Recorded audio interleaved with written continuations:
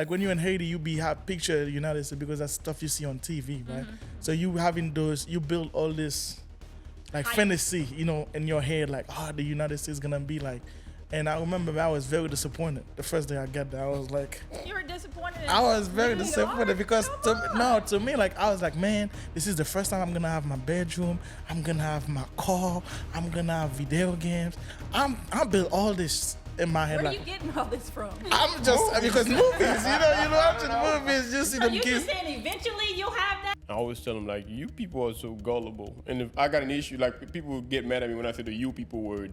But I'm sure. When you say you people, you're referring Like, to Americans in general, black, white, purple, green, y'all and got a lot yellow. of opinions about Americans, don't y'all? I mean, of course. We do it full of them. I mean, just like they say, they eat the dogs, they eat You the. know, it's funny y'all say that because I have that written down and I'm like, I don't know if we want to go there. And then in all seriousness, We're comfortable with that. I'm just saying that, just letting you know, we Haitian. We don't eat no dogs. We don't eat no cats. Dogs or cat. I've never ate a cat in my life. I feel like if somebody recognizes these things on fake, I'm done. What are those? What are those?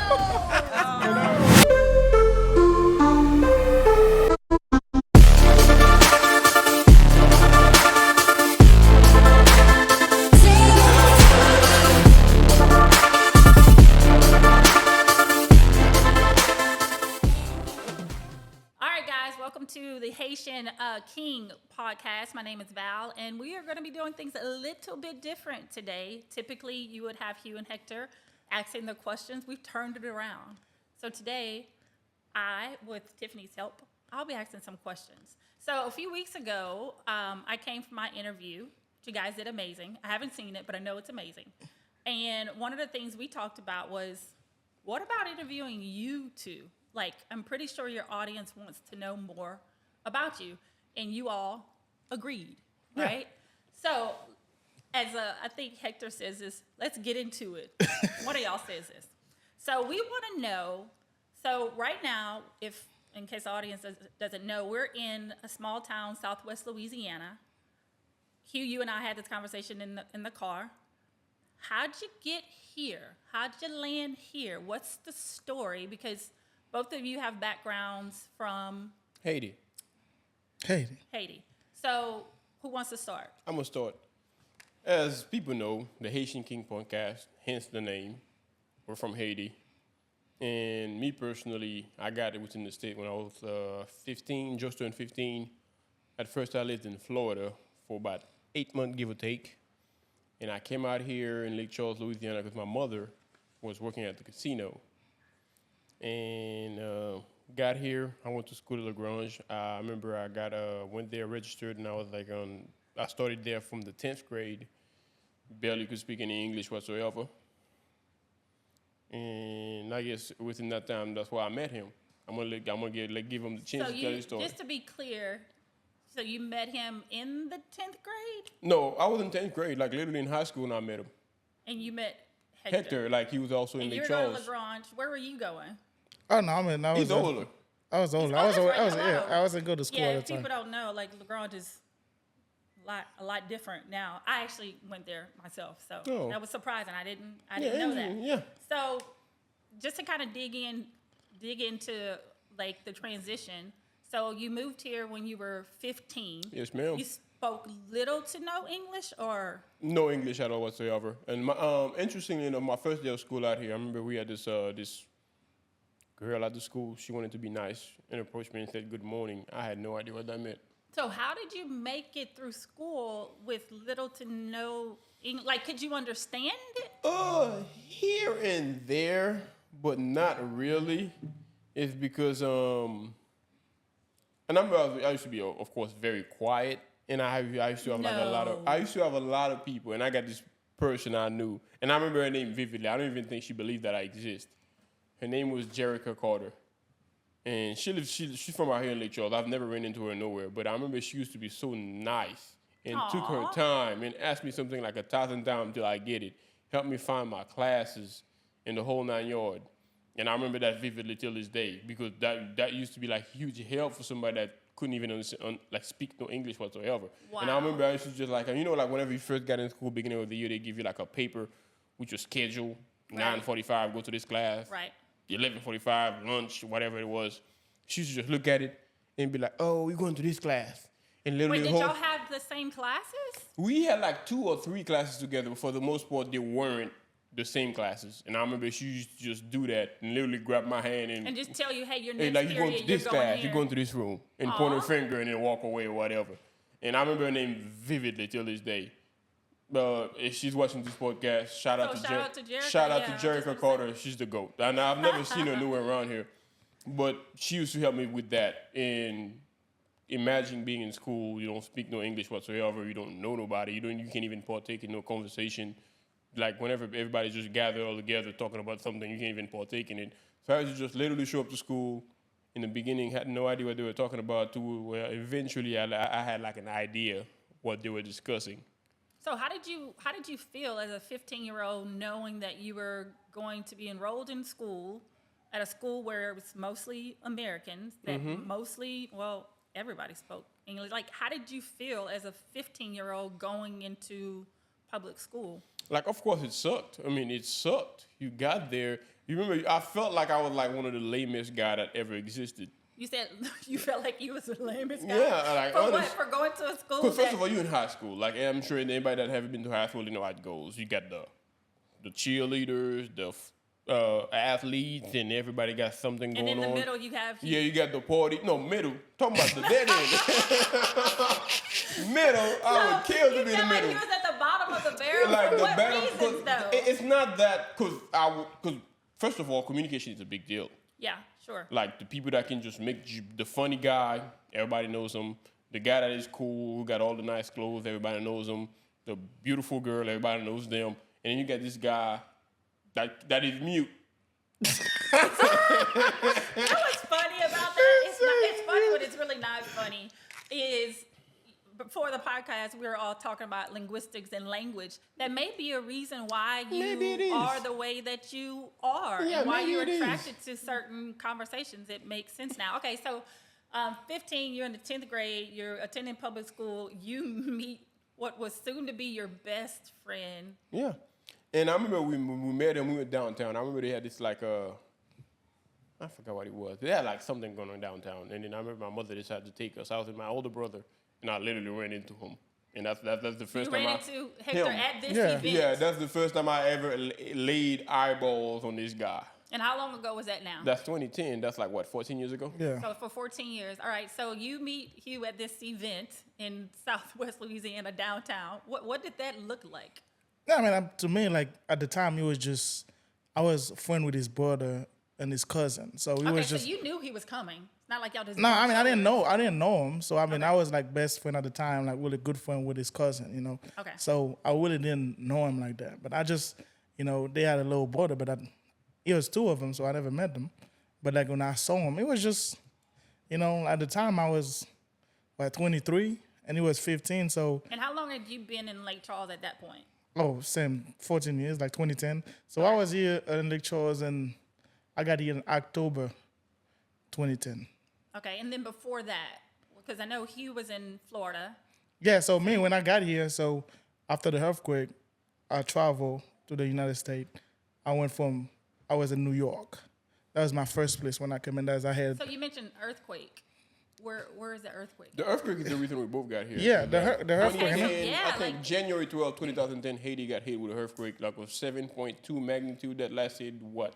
30 seconds. 30 seconds that literally destroyed the country. Yeah, 200,000 people died that day. Yeah, to where like people were just like trying to figure their life out, and then so at that moment, like, who makes a decision that we're literally going to leave our country in like everybody who could, like literally everybody over there.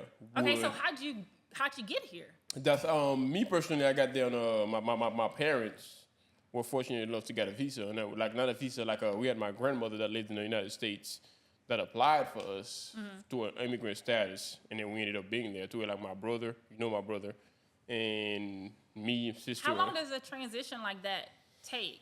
Like, it okay, depends. okay, I keep saying hurricane because we're in Southwest Louisiana. Okay, so earthquake hit you, both of you too. Individually, you go through this. Your family goes through this. What's the transition like between the day y'all say we got to do something different to you stepping foot in America? I was a kid. I don't know the full details to them, but me personally, I remember. So you knew you were going to another country. I Though, knew right? I was going to another country, and honestly, I didn't know I was living in Haiti till probably like 2 weeks before I left. But I want to say my parents knew way before that. Okay. But I remember when I found out about it, it was like 2 weeks literally before I left. Wow. But I want to say my parents probably know for like 6 months or God knows how long it was. But I didn't know really. 2 And weeks. Hector, you were a little older, so you probably have. Yeah, because the earthquake happened 12, and January I got here 12, like 2010. 7 days later. I was already. Oh, 7 days? Yes, I was in the United States. So, and you, like you said, you were a little younger, so you're not certain of what the time frame was. So, who in your family who made that decision? It was my mom. So I had at the time, and I was the oldest, and I'm the oldest in the family. So, and I had my little cousin, and he's American at the time. So I wanted to transport him here to his dad. So when I go to the embassy, they give me a visa, authorize me to bring him to the United States. So that's why I end up being in the United States and being in New York. And So who picked New York? because I had uncles, I got family. Okay, so you still have family. Yeah, I had families over there. So when I went there, it was, I didn't know. So what part of, let's see. What part of New York did you end up in? Long Island.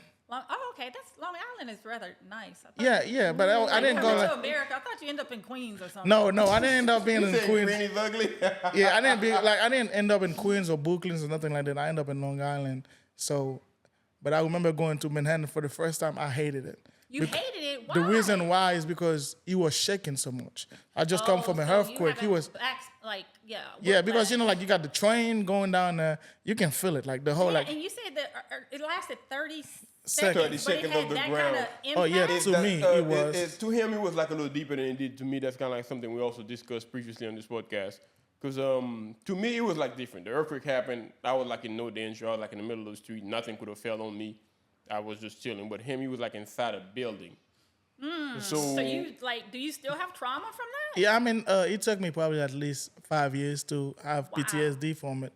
Oh, wow. Because I had like at the time when it happened, like we running, people falling out the stairs, people screaming. So it was kind of like, so it wasn't just the not just the earthquake and the aftermath, but it's literally what you're going through to try and survive. Yes. Especially not expecting Yes. it. Like, So it's 30 seconds that it lasts, but for you to get out of the building, it could have been 5 minutes. Oh yeah, because it was like 30 seconds was slow.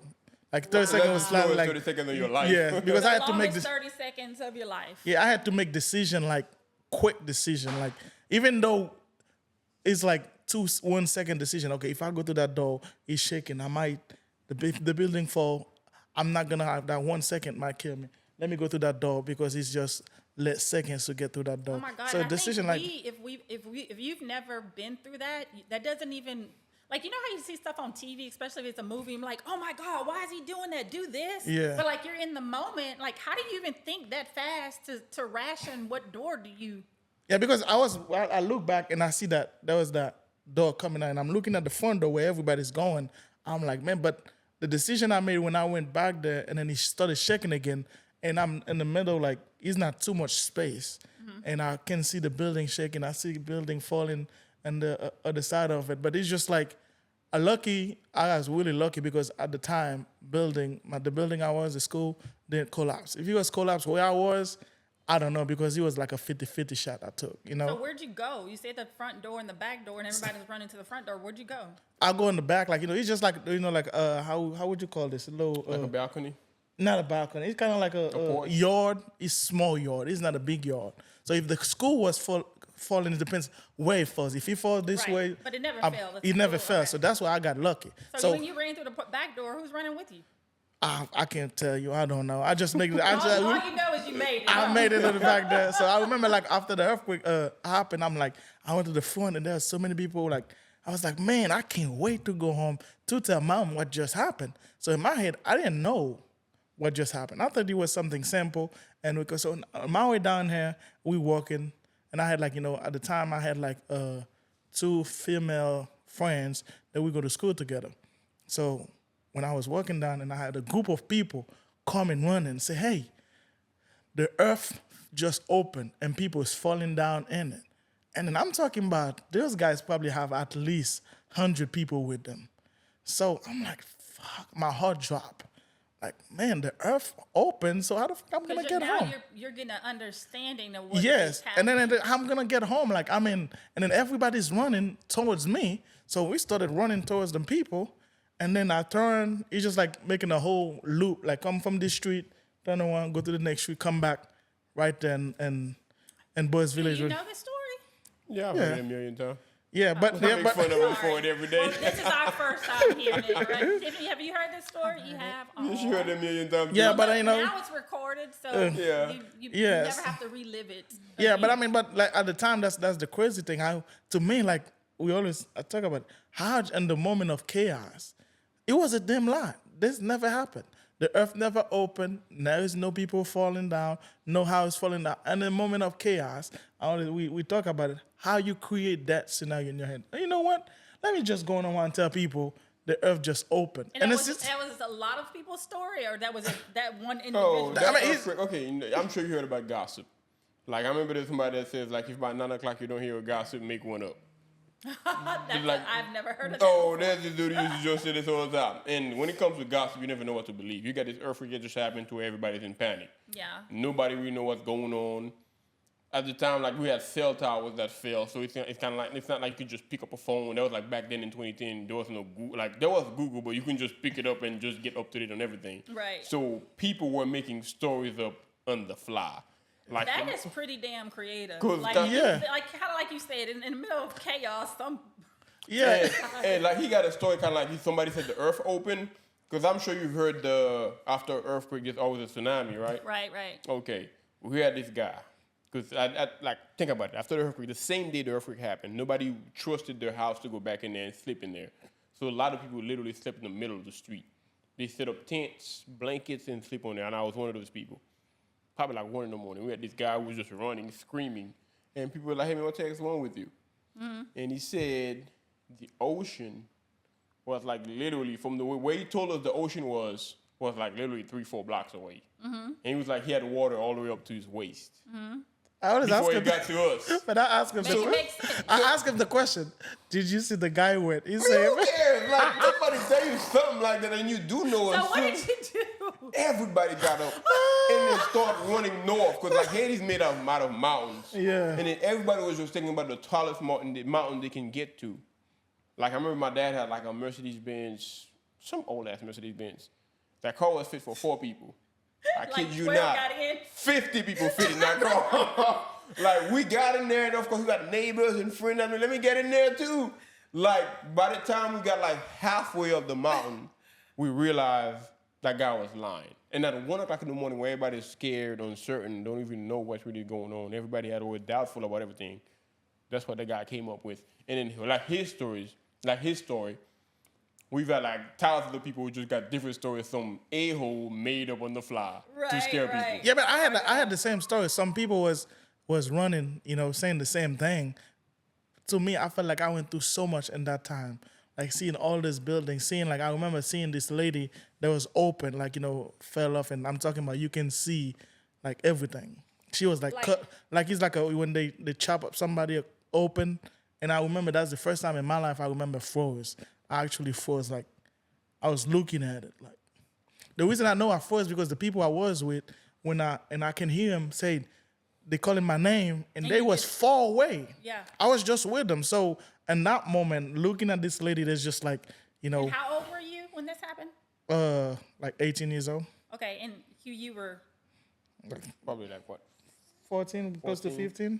Yeah. Oh no, I was 22 years old. Remember, I was crazy 22. Because both of your your impact was very different. My impact was very minimal. Toward the earthquake, I don't know, for some reason, I'm not gonna say maybe I'm clairvoyant or something, but as like the earthquake, the way it happens, like have you ever seen somebody roll like probably perhaps not? So let's just say somebody's rolling a boulder down the road. Like in Haiti, we got a lot of construction. You can just hear the coming up. Kind of like your Jeep today, but go Yeah. ahead. Yeah. But that's, like, I remember I was just walking and I heard it, and I'm like, oh, that's an earthquake. Why in the heck I thought of that? I don't know. I just knew it was an earthquake. So just, you had the instinct that... I had the instinct that it was an earthquake. And I remember I was, like, in the middle of the road. I looked around, I'm like, man, I'm safe. And then the earthquake did what it did. And you had never witnessed that before? No. No, we never did. Wow. And No, I mean, for him to say that, though. like I said, I'm not saying I'm clairvoyant, but to me it was like so simple. Like it happened, and I was like in the middle of the road, and I stood there. Everything shook around me for 30 seconds, and I kept on walking like as if nothing happened. But I remember I took it seriously as I started walking towards my house, and I saw like houses that collapsed. And I'm thinking to myself, oh God, that better not be my house. Right. And I started running towards my house. That was like my first sign of, oh my God, this might be serious.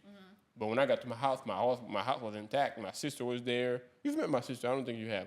No, but I don't think I've met you. my sister was there. My brother was there. Everybody was fine. No, my brother wasn't there. My little brother was there. And I'm like, okay, there ain't nothing to it. And I remember we couldn't account for my older brother. Junior, you've met. And we were calling. The phone lines weren't working. And I remember my mother knew his last location. We started walking toward that location. Like he said, he saw a lady split in half. What I saw was like a wall that fell on somebody. You could see their legs. You couldn't see the upper torso, but you could see like a river of blood, and the legs weren't moving. And I don't mean to be so graphic, but I remember that was like my first time being like, oh my God, this is serious. This thing actually killed a lot of people. Right. And as we started getting further along, and then you see people saying, hey, come help me dig these rocks or these houses. They had a family in there. We can hear some of them. And then you start realizing this is some serious stuff. This is not no joke. Wow. Like, y'all, I didn't even know Yeah. all this. Tiffany, you know?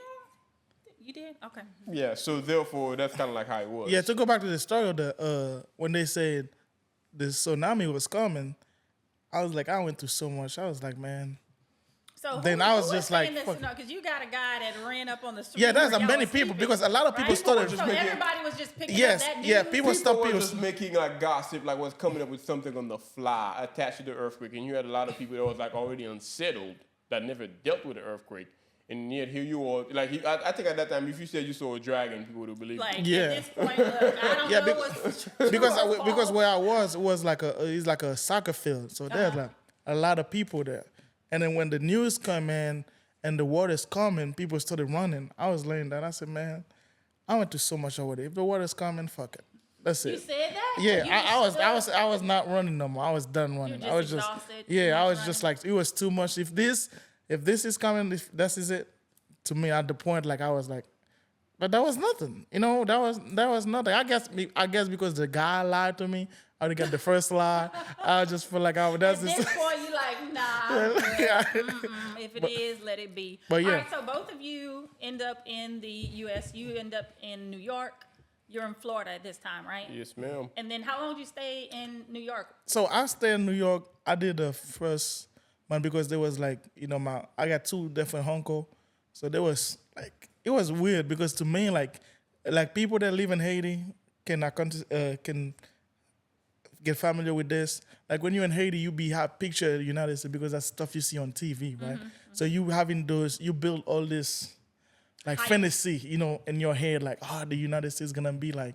And I remember I was very disappointed the first day I got there. I was like, you were disappointed. I was very disappointed because to me, like I was like, man, this is the first time I'm gonna have my bedroom. I'm gonna have my car. I'm gonna have video games. I built all this in my head. Where like, are you getting all this from? I'm just because movies, you watching movies, you see So them you kids. just saying eventually you'll have that? That's what I'm saying. So when you see the kids, But and you assume you're gonna get there and all that gonna get like. when you're watching TV, you see them kids. They got the nice looking bedroom. They got the video games. They got all this stuff. So I'm thinking the minute I get here, shit, they're just handing this shit to you, hey, man. So you thought you were gonna walk into? But I'm gonna tell you what though, like perhaps you cannot relate to that because you're from here. You know the reality of this.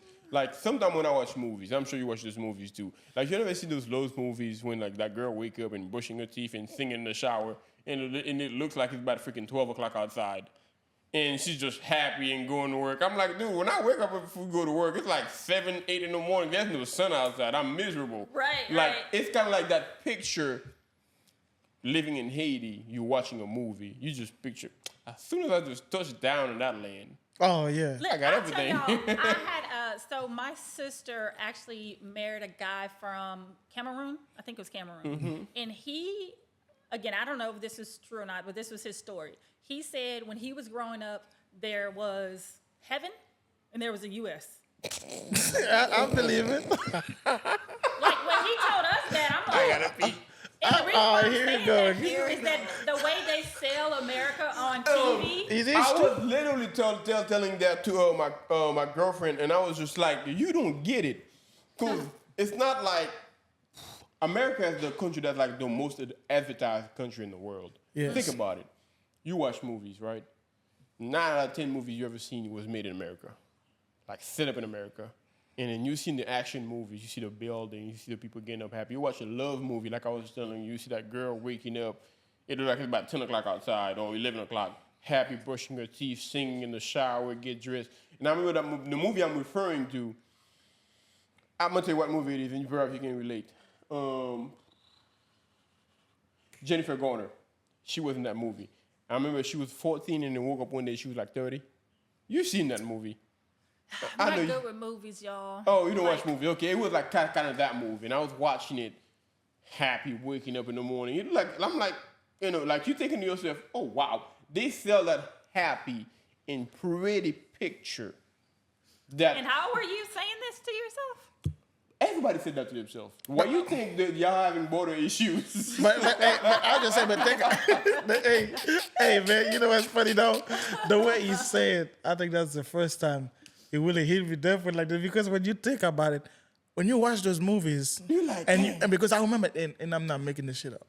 I remember when my dad be watching this fucking magazine, and they have those like McDonald's or lasagna. I'll be like, ooh, that should look good. I ain't gonna lie to you. I'll be like, oh, I can't wait to eat some shit like this. To me, it was just like this is heaven. Like, you know, when you look at this is the most advertised country in the world. Like perhaps for you guys I'm not surprised. Like, I mean, Americans are ran off of media. Exactly. Within movies you've seen, whether it's like you can go back to even action movies. If you want to talk about the Terminator, if you want to watch talk about Blade, old movie I actually grew up watching. And as you see those movies and you see those buildings, everybody's walking around like they living in heaven. You're like, man, if I touch down in this land, I'm set. But so the comparison again, I know it's gonna be hard for anybody who's watching. If you're from America, you've never been to those third world countries. We're talking about the third world country. There, you know, Haiti is completely like day and night. You know, when compared to the United States. So you when you see something like that, this is where you see that McDonald's and that. Oh man, this is where I want to be. This is kind of it's subject / off subject. Like, is that the first meal you tried to get when you came here? Like, no, a burger was. I mean, a burger was big. Restaurant. Because I remember when they said that. I remember like my little cousin. She's like, we're going to McDonald's. To myself, I don't know what the fuck that is. I said, I guess we're going to McDonald's. But to me, again, in Haiti, I know McDonald's, right? That's how we say it. She said McDonald's. That's how you say it first. It reminds me of McDarrell. Yeah, But she I said never paid attention to if there's a letter that got like an A or O in English, they backward. yeah, in French. yeah. So But think about it. If you read it, it's an O. Mm-hmm. But you always see that. I guess we know this is because we gotta learn the language. But it's not McDonald. it's McDonald's. It's the O and an A. But y'all say McDonald's. So the whole time she's like, "Oh, we're going," in the car the whole time. I'm pretending like I know where the fuck we're going, but I have no idea. She's saying, "Are we going to McDonald's?" I'm like, "Yeah, McDonald's." To myself, I don't know. But if she ever say McDonald's, I would have known this whole time. I'm pretending I know. When we pull up, I say, "Oh, McDonald's." So, like, man. So how was your experience? Oh, it was great. Like, you know, I'm just saying anything in the United States, don't get me wrong. The only thing is I felt disappointed is I thought like I was gonna get my room, I was gonna get all this stuff, but when I get there, I had to sleep outside I would have to sleep in the carpet in the living room. So it was kind of like a downgrade. I built this. I built all this. Yeah. Because I don't think Val is really grasping the picture. Like, I've watched Disney movies. Like, there's a Disney movie I had like recorded in my VCR. And I don't know the title of that movie. Huh? You got a VCR? I had a VCR. Like, the thing is. Oh, I thought you meant now. No, not now. Oh, heck no. And the thing is, like in Haiti, believe it or not, in the third world country, I was like middle class. Thank you very much. So, yeah, but I mean, to be honest with like you, to be honest though, we had this discussion the other day. he's an ungrateful motherfucker. I got Like I was middle class. I like, You say it ain't so. but no, I was like middle class, but Yeah, for man. a third world country, whatever that may mean. And I had like To a me. VCR too. I could record my movies, and then so I can rewatch them again when I wanted to. So we discussed. Oh, that we on discussed camera. because at some point when Cameron was talking, I'm like, bro, to me, from where I'm from, you was rich. To me in my head, like, bro, you had it made. Right, I right. wish I had your life Like, when I was in drivers Haiti. and maids to take movies. I had like 2 maids. One in the Wait, morning, one you had what? maids. You had maids? Not for me personally, but for the whole house. We had like Okay. 2 maids. Yeah, but Like one come in the morning, cleaning, cooking the whole 9 yards, and then we had the one at night. She had to be there too. Like when we wake up in the morning, too, we had to have breakfast and So our it clothes sounds set up. like if you were middle class, why it took you so long? Because I mean, but it's not as easy. Like even though when you go, like even though I remember when I went to Thailand not too long ago, like a couple months ago, and I remember they said, "Man, coming to the United States is hard," and they say that. I get it because it's not as easy. If you're from, they got some countries like let's say you're England and France, it might be easy to come to the United States, but when you those third world Third world countries. country, you don't have that It's access that it's easily. really hard. Like you have to have like so much money in your bank account. You have to have a certain job for them to give you access to come to the United States. Unless you have somebody here that's trying to bring you here, like file the paper. Yes. Like that's like a whole nother podcast. That's, Yeah. that's crazy a whole 'cause, other different world. I mean, God, we can really dig into that because remember I was telling you about my sister who married a guy from Yeah. Cameroon. Yeah. So, and what I also noticed because we were in Houston at the time, like you have a lot of people just marrying. I think that's part of the reason why it makes it so hard because a lot of people come here and they just marry. Yeah. And I think it's 5 years or something. It's 2 now. Within 2, if you like non-American, you marry an American, they can grant you citizenship. About 3 years. Three. Yeah. So y'all got here though. You were 14, 15. I was like that's not- 22. the math ain't mathing. Hold I on. was 22. Okay. Because I know you said I was about 18. Yeah, I know 15, 22. and then 10 years later. Yeah, because the healthcare happened. I said age, but I think it was. 14 I was years later, 22. I'm 29. Yeah, that's right. Yeah. So let's speed up a little bit because you're in New York. You're in Florida. How? So yeah, so when I was in New York and the situation wasn't good for me. I remember like my The English. carpet wasn't good for you. Yeah, so my English was terrible. I didn't speak no English. I remember going to the mall, right? I went to the mall. I had somebody gifted me a laptop when I was in Haiti. So I bring my laptop here with me.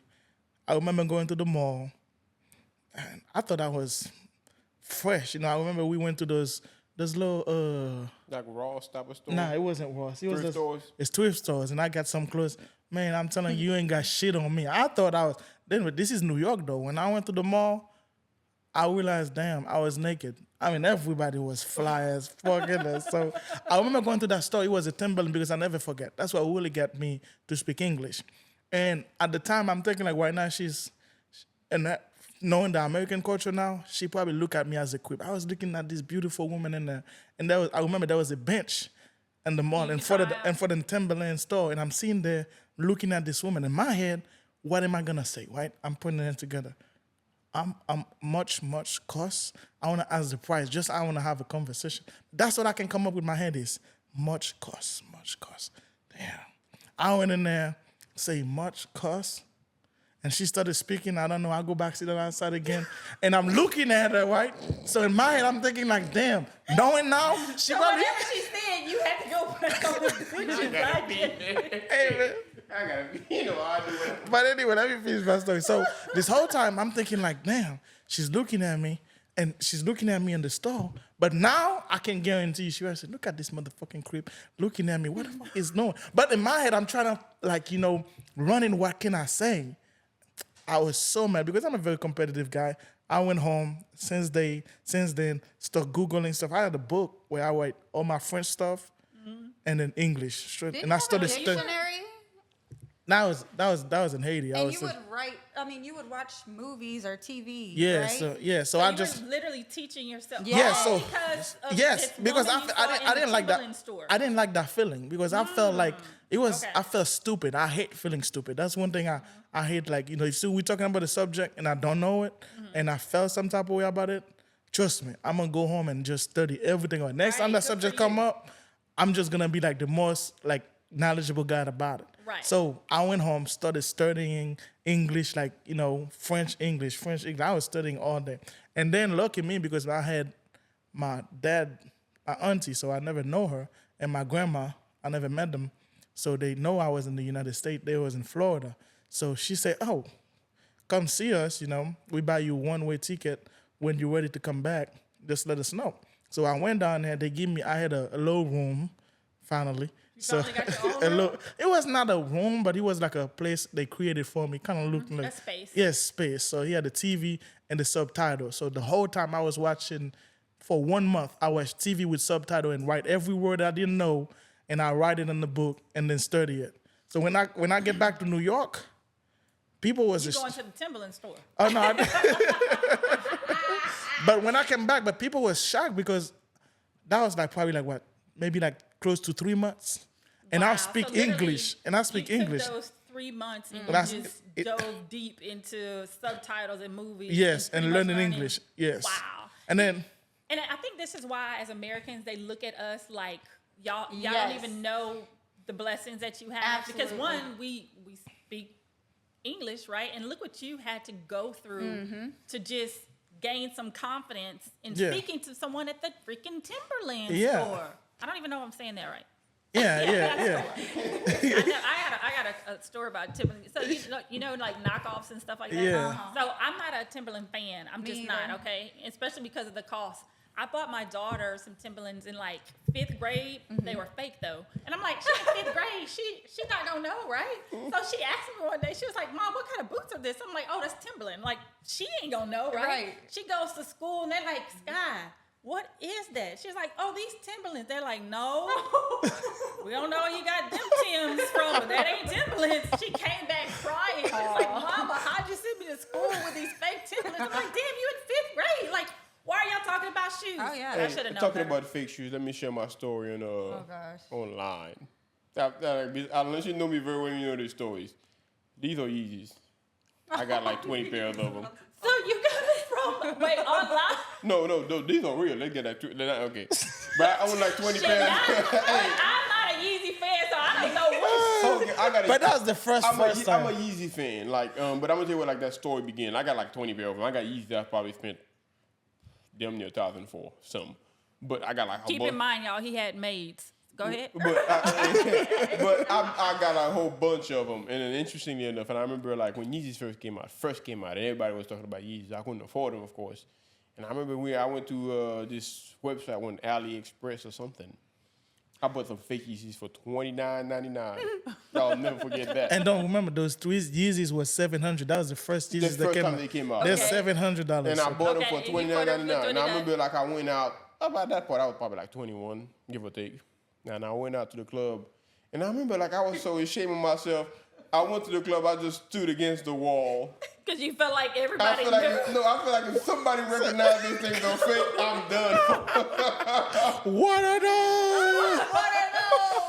And I remember Yeah, they like know. you cannot hide your feet. That's how you walk. And I remember like when I'm talking to be like, you're in the club, people talking to And you. as women, we, especially if we're interested, like we are, and if you show up with some fake Yeezys, and I don't even know real What's fake Yeezys, or what's but I can tell, like Some if I'm people studying do. somebody, Yeah, some people do. Like people that's like really into shoes, they do know the difference between real and fake. And I remember like I was so ashamed. I stood against the wall for like 2 hours. I didn't address nobody. If somebody talked to me, I keep it brief. Because I was like, thinking keep about it moving, don't look at my feet, keep it moving. and I'm thinking to myself, if somebody recognizes things are fake, and the thing is, I remember like somebody give me like what you call it, they be like, oh man, you got some Yeezys, that's cool, that's nice, man, they nice, look at them. And I'm thinking to myself, man, And then they put all the attention on your feet. I felt that guilt. I paid $29.99 for those things, and then now I guess since I'm doing give or take okay, I got about 20 of these. And But I was let's clear the air too, because I mentioned that, hey, as women, we pay attention to that. And there's nothing wrong with if knockoff is your thing, there's nothing wrong with that, right? But like when you had those people around you in the club, like at what point did you say, man, these ain't no Yeezys? I ain't never said that. I mean, So were you walking around like they were real? Like, did it give you confidence? confidence. But at that time, Yeezys were the, I guess, quote unquote, the shit. Yeah. Right. And I liked them. Like when I bought them, I didn't buy them to go tell people I was paying $700 on them. But they should be able to look at your feet and tell you got real Yeezys that cost $700. But that was honestly, I swear to God, like I'm the type of guy I don't like to flex or whatever it is I got. But I just bought them because I really loved them. But of course, I couldn't afford that $700 shoes. So I got a question. What's up? When that box came in from, did you say AliExpress? AliExpress. When that box came in, like in your heart, like how did it make you feel when you opened that box? I was happy. Until you got to the club. Until I got to the club, I'm like, damn. And you know what's Right? interesting? And then nobody pointed you out, right? Nobody did. It's just the guilt. The guilt that I felt on the guilt was inside. sitting there, It's the okay. guilt that I felt on the inside. And then especially after I met that person, like, oh my God, you got some Yeezys? And I'm like, damn. Like, it makes the guilt even worse. You just got some Yeezys. Hey, man, hey. Like, this is the true definition of fake it till you make it. Yeah. But look, I'm a big fan of fake it till you make it. If I got like something I'm aiming That's what you for. did, though. But at that time, I wasn't aiming for nothing. I just loved them shoes. I just Yeah. couldn't afford them. Like the few people that recognized them felt like, oh man, this guy's got these shoes or whatever. And I'm like, it's kind of like that's just if you borrow a nice car from a friend and then people are like, oh my God, look at his car, but you know it ain't your car. Kind of feeling. I mean, I would not have that feeling because to me, shit. I mean, unless if you come trying to tell me that's years, I might be like, I ordered it. Maybe they sent me the wrong thing. Shit, to me, if I, So, wait, hold on. So you just a counterfeit. Is that I what was you're just- saying? I was- if I was that is a fake it till you make it. I mean, I'm just That's saying, what I'm saying. That wasn't my if you, intention at all when I bought them Yeezys. Yeah. I don't, you don't wear them at all, or if you wear them, you're gonna have like your I story feel behind. so sorry for y'all. You know why? Yeah, I'm but just thinking about the things y'all go through as men to obviously impress the ladies, right? Like Yeah. you surely Yeah. ain't buying it to impress. I mean, it's everyone, everything right? men does it for the Dang. ladies. Well, I guess we do some things too, between Yeah. the way we keep up with ourselves, Yeah. exercise, Yeah. eat. Yeah, I guess it goes both ways.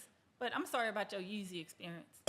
Oh, okay. But now, man, I flex on them things. Man. I can saying, afford. you made I'm gonna tell you, like right now, I You got so should many. have kept one pair. I got so many of them. Like somewhere, like I got so many of them. I came with different color on each feet. Oh, man, let me tell you. So, and we're gonna get back to the start. This is what I can't stand about counterfeit and knockoffs, Hector. Is when people buy knockoffs and they swear that they're real. Oh, yeah. That's That- the only. That's the part. Okay, To so me, oh my Yeah. God. but I'm just saying, let's say I remember like I had a few fake, you You know, knew they were fake. I had a few fake Jordans. Like when I got here, I couldn't I afford know a them. few. That's only Okay, fish you I had ever a nothing owned. wrong with that. Nothing Yeah, I wrong had a with few fake Jordans. Are But those fakes? I bet you be this. I mean, I'll be down if you think I'm gonna tell you that's some fake Jordans. You got me that. So fucked here's the up. thing though, when somebody asks you like, man, that's I don't know much. Unless about if you're my Jordans," they're friend, I'll be like, yeah, that's. But if I don't know you, man, I don't know what you're talking about. Right, and here's why I say this, y'all. I have a little niece, bless her little heart. Her mama keeps buying her fake Gucci stuff, right? And I'm like, at what point will they tell her it's not real Gucci? And here's the deal. One day we were talking about something and I bought something and it was real Gucci, right?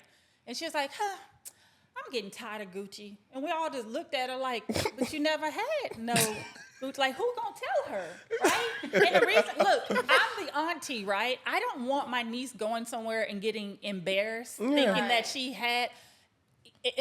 So you ever been to Joey's Uptown in Houston? It's the restaurant that's like right outside the Galleria. Can't say that I have. You No. have it? Okay. So literally, y'all, I I think think if I- you have designer, that's where you go to show off your designer, right? So Sky has a birthday party there. They come, and as a family, they all Gucci, like head to toe, and I'm like, and it's not even the grown-ups, I'm, because they know, right? It's my little niece that I'm like, at what point do I tell her, baby, that's not real? So I invited her to the Gucci store, right? Because I'm thinking she gonna go in there and look at the prices and she be like, oh, hell no, ain't no way the Yeah. stuff I got on costs this much. And then you can tell, when we talk about quality, right? Yeah. The quality is much Definitely. different. So that's the only thing when we talk about counterfeits and stuff like that. Like, you said something earlier about you don't make what did you say earlier? And actually, if you picked that up from your parents, you don't make the clothes or the, like, No, I think it's the clothes don't make me look good. I make the clothes look good. right. And that's it, period. But in like her defense, I'm like, in your head, you're thinking something because you have this item, but it ain't even real. So Yeah. then I'm questioning, like her makeup, like her as an individual. But thing is, I feel like, especially living in America, like something I always tell, like especially American friends that's close to me, I always tell them like, you people are so gullible. And if I got an issue, like people get mad at me when I say the "you people" word, but I'm sure, when you say you people, you're referring like to Americans in general, black, white, purple, green, y'all and have a lot yellow. of opinions about Americans, don't y'all? I mean, of course. We do it full of them. I mean, just like they say, they eat the dogs, they eat You know, the. it's funny y'all say that because I have that written down, and I'm like, I don't know if we want to go there. And then in all seriousness, But- We're comfortable with Like, that. what the I'm just hell? saying that, just letting you know, we Haitian. We don't eat no dogs, we don't eat We no don't eat no cats. dogs or cat. I've never ate a cat in my life. Take it back too. It's the pets. It's not even like the wild dogs. Like where the hell did that come from? If you're being completely honest, coming from Haiti, I know perhaps heard a story of people that eat cats and dogs.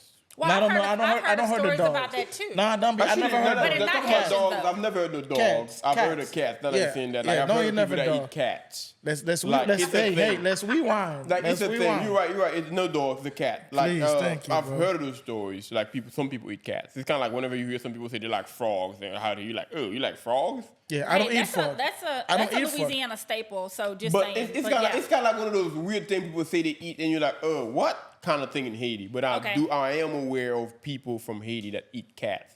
Never ate no cat. Don't know what Me they taste neither. like. Nothing like that. But it's kind of like I know a few who heard stories of somebody that you know say they like cats or whatever. And So where did Donald Trump get that notion? But I mean, from? I think they had a lot of immigrant that come in right now, and a lot of Haitians. So, but from what I heard, I don't know. He was a guy that you have a few geese. There's no stories about Haitian. He was a Yeah, lady. I read that, Yeah, and they said interestingly something about enough, hey, I'm gonna tell you what. they were killing birds and geese. Yeah. Well, that's what we eat. I birds went and we to eat work geese. and somebody was like, I didn't know you like cat. I'm like, I didn't know you were shooting up school. He's like, what do you mean? I'm like, see? You went to work and somebody Yeah, really somebody told like, you and that? like, they know I'm Haitian. They're like, I didn't know y'all, you like, of course, he wasn't being mean or racist or anything. He was like, hey, man, I didn't know you like to eat cats. Okay, so he was just. And I replied to, I didn't know you shoot up school. He said, what? I'm like, just because some of y'all shoot school, I don't accuse you of shooting schools. But Right, so that's just a when if crazy if you look at it in a bigger scale though, every meat you can take, every animal is everywhere in the part of the world. Some people eat it. Like I see people like frogs. I don't eat frogs. To me, that's nasty. But I see people here in Wait, Louisiana. hold on. they Have eat. you ever tried frog? No, And I then don't. said- I don't want and to then try. said But that's what I'm it? saying. I tried But it. I'm I just didn't saying, like it. just like It tastes like chicken. Yeah, it does. that's what everybody says. So when you're looking at those videos, some people in Africa or different country, and you see them eating rats, hell nah, you're not gonna eat that. You probably tell you, do you ever try it? What you would say, fuck that, I won't try it. Or It's even the same like thing. in some countries, they're like termites and something Yeah, else. roaches. It's like a delicacy. Yeah, in that's what some I said, countries. eat roaches. I remember snails. Like when I went to Paris, like we were eating. Why are you looking at me like No, I'm that? not looking. I'm just, Did you see But the see, face he gave me? that's the same judgment look we get. That's why when that guy Did you approached see me. his face?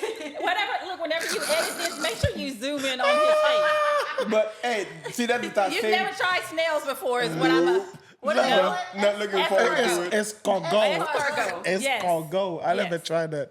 But I'm just saying, so when you think about it, even though before somebody start judging people, yes, I don't eat cat, I don't eat dog, but I don't eat, like you said, horses. They got Right. other people, other places that do eat that. And it's all really kind of your environment. So let's shift the conversation a little bit because we kind of talked about you both of you guys being from Haiti and then coming to the U.S. and kind of how you met. But on one of the podcasts, I don't know who brought this up, but you were talking about who you are and versus who you choose to be, Yes. right? So if you and I just had a casual conversation over coffee, and I asked you, like, Hector, like, who are you?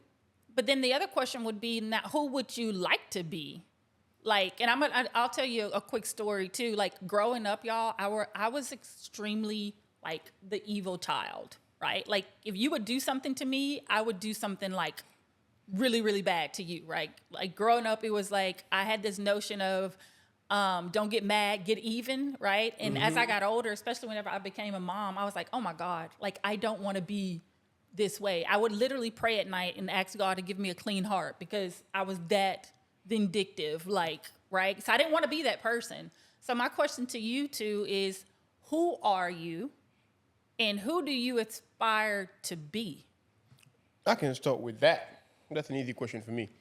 It sounds like this is something you worked on. You got your speech. You need to pull out the paper. Like, what, I all right, Hugh, what you got? I don't need to pull out no speech.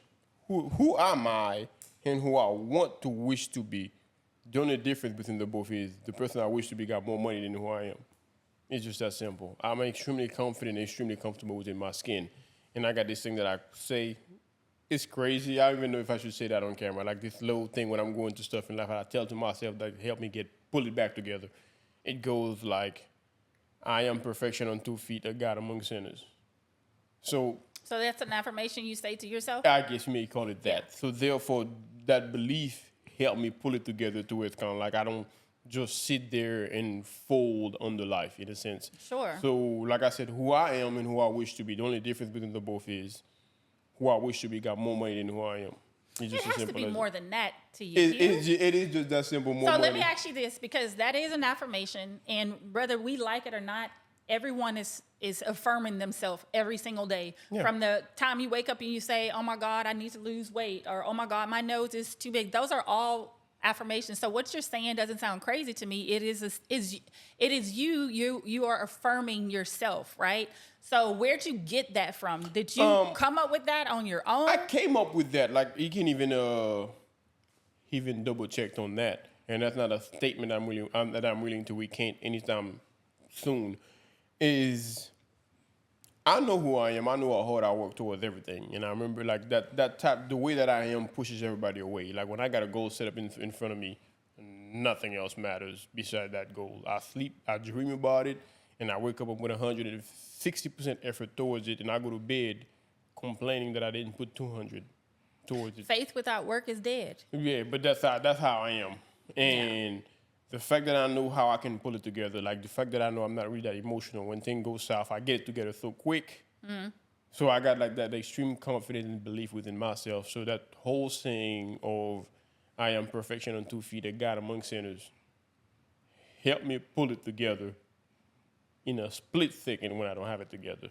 So that's why I'm saying the only difference between the person How long have you been affirming that to yourself, you think? I feel like I've always felt like that throughout my life, but I perhaps have started verbally saying that since I was like 18. So let me ask you this too, and Hector, we're going to get to you. So have you ever studied like the subconscious mind versus the conscious mind? I've never said I've studied per se, but I've read articles or watched like a video of like alter ego and stuff like that. Yeah. So one of the ladies that I would study in real estate, her name was Diana Kokoska. I may have mentioned this before, but this lady was like perfection to me, right? In the business world. In fact, she lived in Colorado. She was the first agent in the U.S. to ever have an assistant, because that wasn't even a thing, right? And she said she would carry around in a little note in her pocket, and it's asking you shall receive, right? And she would carry that around, and she actually wrote a book about it. I believe she wrote a book about it, talking about how you affirm yourself every day. And with you affirming yourself every day, subconsciously, you don't even understand what you're doing, but you're telling yourself what you want for yourself, and ultimately, like, it has to unfold. But it's something you may, the beauty in that, Hugh, is that I don't even think you know what you're doing, because you're the same person, like when we was talking about somebody shooting up a school, right? So the affirmation that you're telling to yourself every day, like you said, hey, Val, I probably won't change this the next 10, 15 years. Guess what? The young man that just shot up the school, he had affirmations too. They were just a lot different. Yeah, and then at what point, like, he actually acted upon it, right? Yeah. So, Hector, same thing for you. Who would you say you are, and who would you say you aspire to be? So, I mean, I think, like, for me personally, like, it's because I think who I am right now is based on how I grew up, right? I grew up with my dad. I didn't know my mom till I turned 18. So, at the time, it was like, go with your dad, leave me alone all the time. So, and everybody got stuff, I don't have nothing. So I always picture something like, man, I can't wait, like, because everybody around me have stuff and I don't have nothing. You know, I'm always like, man, I can't wait, when I grow up to have this. When I started making money, I'm gonna have that. So I'm always like, having those imagination. Like I'm always picturing stuff. Like even though I was, I did that since I was a young age. I always have a higher understanding. I don't know where it's come from. I always feel like I understand everything. I understand the situation I was in. I understand when they have no food. I remember the first time, like my dad gave me like bread, dry bread with water, and I was eating like it was nothing, And I remember seeing his face crying at the time, like, and then I started crying. But at the time, I was just like, shit. You're crying because he's crying. Yeah, but but he's looking at it like, God, I want to provide more. Yeah, that's what I'm saying. more. But to me, I was like, I get it. Like, shit. At least I got to eat the bread, right, with water. So I didn't care. Like at the time, I just know when my time will come. When my time come, I'm just gonna, I'm gonna do what I gotta do. So that's when, like, when I come here, like, I work hard. I try and do, like, I'll still get those pictures. Even though when I was in Haiti, I'm thinking like, man, one day I'm gonna get to the United States. One day I'm gonna be to the United States. So I don't know you how. knew before let me ask you this. You knew before the earthquake that Yes. you would get, same thing for Hugh. Hugh, did you know that you would end up here? No? No, it was like I'm not gonna say I didn't know at all, but it was like conversation they just bring up here and there, and then not talk about it forever again. Yeah, because I remember my mom was telling me, like, he was like, man, you remember, like, for my mom, that was crazy because even though when she got here, she's like, man, I used to see plane pass. I said, Mom, one day I'm going to be in one of them. I didn't have nobody, like, putting out no papers for me, nothing. I had nobody doing anything for me. I was just, like, picturing it every day in my head, like, man, I can't wait. When I get here, this is what I'm going to do. This, when I get here, this is what I'm going to do because my situation was different. So when I got here, it wasn't easy in the beginning, but I just feel like, man, this is the land, like, of opportunity. So if I keep working hard. So for you, it sounded like it was a lot in your imagination. Yes, because it's just like my situation was, I didn't want to leave. My situation was bad, but I created a different picture in my head to help me through it. So I picture like, ooh, if I got money, this is what I'm going to do. Oh, yeah. Oh, I'm going to buy me new shoes. I'm going to buy me some clothes. I'm going to buy me some cars. I'm going to do all this stuff. So I have this, I'm talking about like the time probably like 10, 11, 12 years old. And I've been picturing this, for the longest. That's why, like, now, like, people say, oh, man, you bougie. Or that's why I was telling them, because I always picture, like, I always say that. I always say between there is the difference between me and Bill Gates. The only difference is he got the money, I don't. In my head, I act like that. I thought like that. I think like I'm a billionaire in my head because I picture the shit every day. Yeah. So to me, if I got $1 billion tomorrow, I don't think you make a big difference. I don't think like I'll have that. I really have the money, then I already know how to move because in my head, that's what, like, I didn't live in the situation. Yes, my situation was bad, but in my head, I was in a different world. That's why I go to sleep every day, like, thinking, like, okay, if I got $1 million, ooh, I'm going to find $1 million. I usually think, like, for the longest, I remember that story was funny, though, because I usually say, I always thought I would find a bag of money on the street because I always picture That's what you thought? Yeah, I always thought so. Hugh, you ever thought this? No, because but my situation, like, so it's like it's kind of like you knew you were going to get there, but you just didn't know how. And then what happens is that you being so young and so limited in your thinking is like, well, I guess I get there from a bag of money, right? But you knew you would get there, but you just didn't know the how. It was at the time, it was a coping mechanism for me. Like, I can't, the situation, if I'm living in this situation, I'll be miserable every day. So I can't live in that. So I'm living in my head, creating all this, like fantasy, imagination in my head. Like, if I had money, I always think like, man. Tiffany, you should Google what Einstein says about imagination. Yeah, because it's like when I'm like, okay, if I get a bag of money, what I'm gonna do? The first thing I'm gonna do, I'm gonna put it in my bank account. I'm gonna go ask for a visa to come to the United States. So I always have those pictures in my head. But now the scenarios is different compared from Haiti to here. I still got those imagination, but they different. You get what I'm saying? Do y'all realize what y'all are doing? Y'all don't even realize what I know what I'm doing. In what sense? In a sense of, we talked about you with affirming yourself, and then with you, it's more of like a vision board for you. It doesn't have to be a tangible one, but like in your head. And then the beauty of what you're doing is that you're taking it a step farther, and you're saying, hey, if I get this money, I already know what I want to do with it. And again, you would have to go back and just study the subconscious mind and everything. So it's weird because a plane that we're on, like, the universe only knows yes. So whatever you say, if you say, man, I'm fat. Yep, you're fat.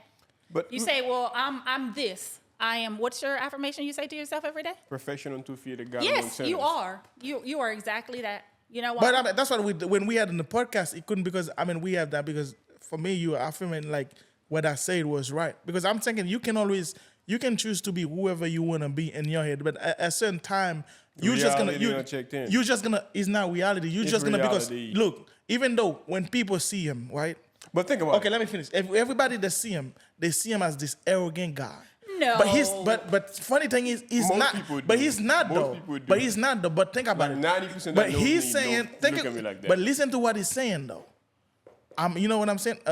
He's a God. So he's in his mind, he become that without knowing he's that. So when you show up somewhere and you're looking at all these peasants, I'm sorry saying that, and he's like you probably don't see it like that, but he's saying this shit to himself, like he put himself a whole nother level. Right. So when you're looking at those people, there's people be like the way you talk, and you feel like you're not on my level. And your the head, fact that he had 2 maids, one in the morning and one at night. I mean, that doesn't help. yeah, but I'm just saying, right? but when you got that, and then that's why people start saying like, man, I don't like the way this guy talk because you talk with a high level of confidence and high level of like you think you really that dude, but you've been telling yourself that, but you don't realize that. That's what I'm saying. It's definitely like I think I'm a billionaire. I think like sometimes I spend too much money sometimes.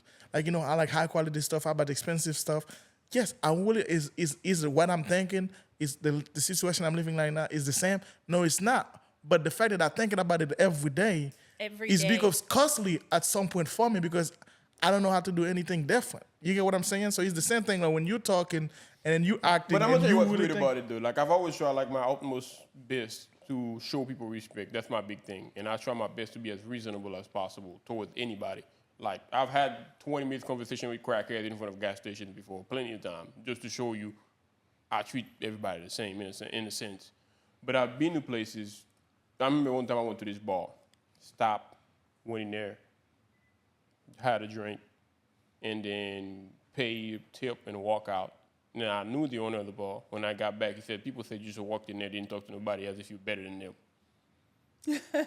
You get that? Look, this is funny, right? What's the name of the podcast? The Haitian Kings Who came up with the king part? Oh, you did. I'm actually surprised. I thought that was this one. Nah, but I always think of I'm a goddamn king. It's just like a king. So maybe that's the reason why y'all click the way that Oh, you yeah, do. yeah. Right? We believe in confidence. We believe because confidence is key. Everybody hear that. And because honestly, right now, Bill Gates could walk through this door. That would not make me feel like any less of a man than I currently am. I recognize he's Bill Gates. He got money that I could probably never have in 20 lifetimes. I understand that. That's reality. But the fact that I'm going to let that make me feel less What do you think that confidence came from? If the confidence come from, like I always tell people, like I've like within my life, within my 29 years of existing on this earth, especially since I became an adult, I felt like I've done the best with the card that I've been dealt. If that makes sense. So therefore, I'm content with that. The cards that you were dealt, like you played your hand. I and played I my played hand. it well. That's what I was dealt. And I've tried to be my best out of it. So that's why like the grind, the drive, anything like if any small opportunity that come up, I try to make the best out of it. In a sense, I know that I do that. So by knowing that, I'm getting a hell of a hand for those whack ass cards that I've been dealt. I'm okay with that. Right, considering where I came from and what I've been through, Exactly. like you have no idea. Like I think that's both of your stories. Yeah, too, like right? I always tell people, I'm sure you've always heard like certain black people say, like in a race, white people start at the white line, and then we start further back. I'm like, no, I've never heard of that. Oh, I've heard plenty of people say that. It's kind of like the race of life. White people start ahead, as black people start behind, and I'm like, you heard of that before, Tiffany? Do you feel like we don't hear of things because we're female? Like some of the stuff that you're saying. Oh yeah, like, they say that. Like you saw, like you gotta work through. Okay, if anybody that watch this show, you gotta work twice as hard as them to get half of what they got. Yeah. The same, it's the same, different thing, but same thing. And so when people say those type of things to me, especially I like call it black people in a sense, I'm like, okay, if you think that way, we're black and we're immigrant. So let's do the math. Yeah, so it's 20 times more. You know, it's funny you say that because I'm going to give you an example. I had a conversation with my daughter. Oh, my God. We were talking about Trump, and I forgot what exactly we were talking about. But she was like, how could he run for president if he has all these? Because I was telling her, she was asking me about his court date. And I was like, oh, they extended it, and they won't give him a sentencing until after the election. She was like, how can he still run for president? I'm like, Sky, if you go pull up all the criteria to run in for the president of the United States, it's very slim, right? But I saw all that to say, like, Donald Trump, when he saw Obama win, you have to realize this is a man that already thinks he's superior, right? So he literally, this is just my opinion, ran for office because he said, oh my God, if he could do it, then I'm running next. Because, I don't even know Trump's education, but obviously it's not something to talk about because nobody. Trump. Honestly, I love Trump. I love parts of Trump, but that dog and cat shit, like, that was like, look, when the debate came on, seriously, my husband and I got popcorn, okay? Because we knew, and we were texting people like, y'all watching the fight? Like, that dude better be in some BS. And it's like, and here, I don't care who you point out, I can tell you good things about that person. I think every individual have good things about him, right? But we all talked about kind of where we come from and like where the confidence comes from, right? Well, this man, I mean, literally talk about grew up with.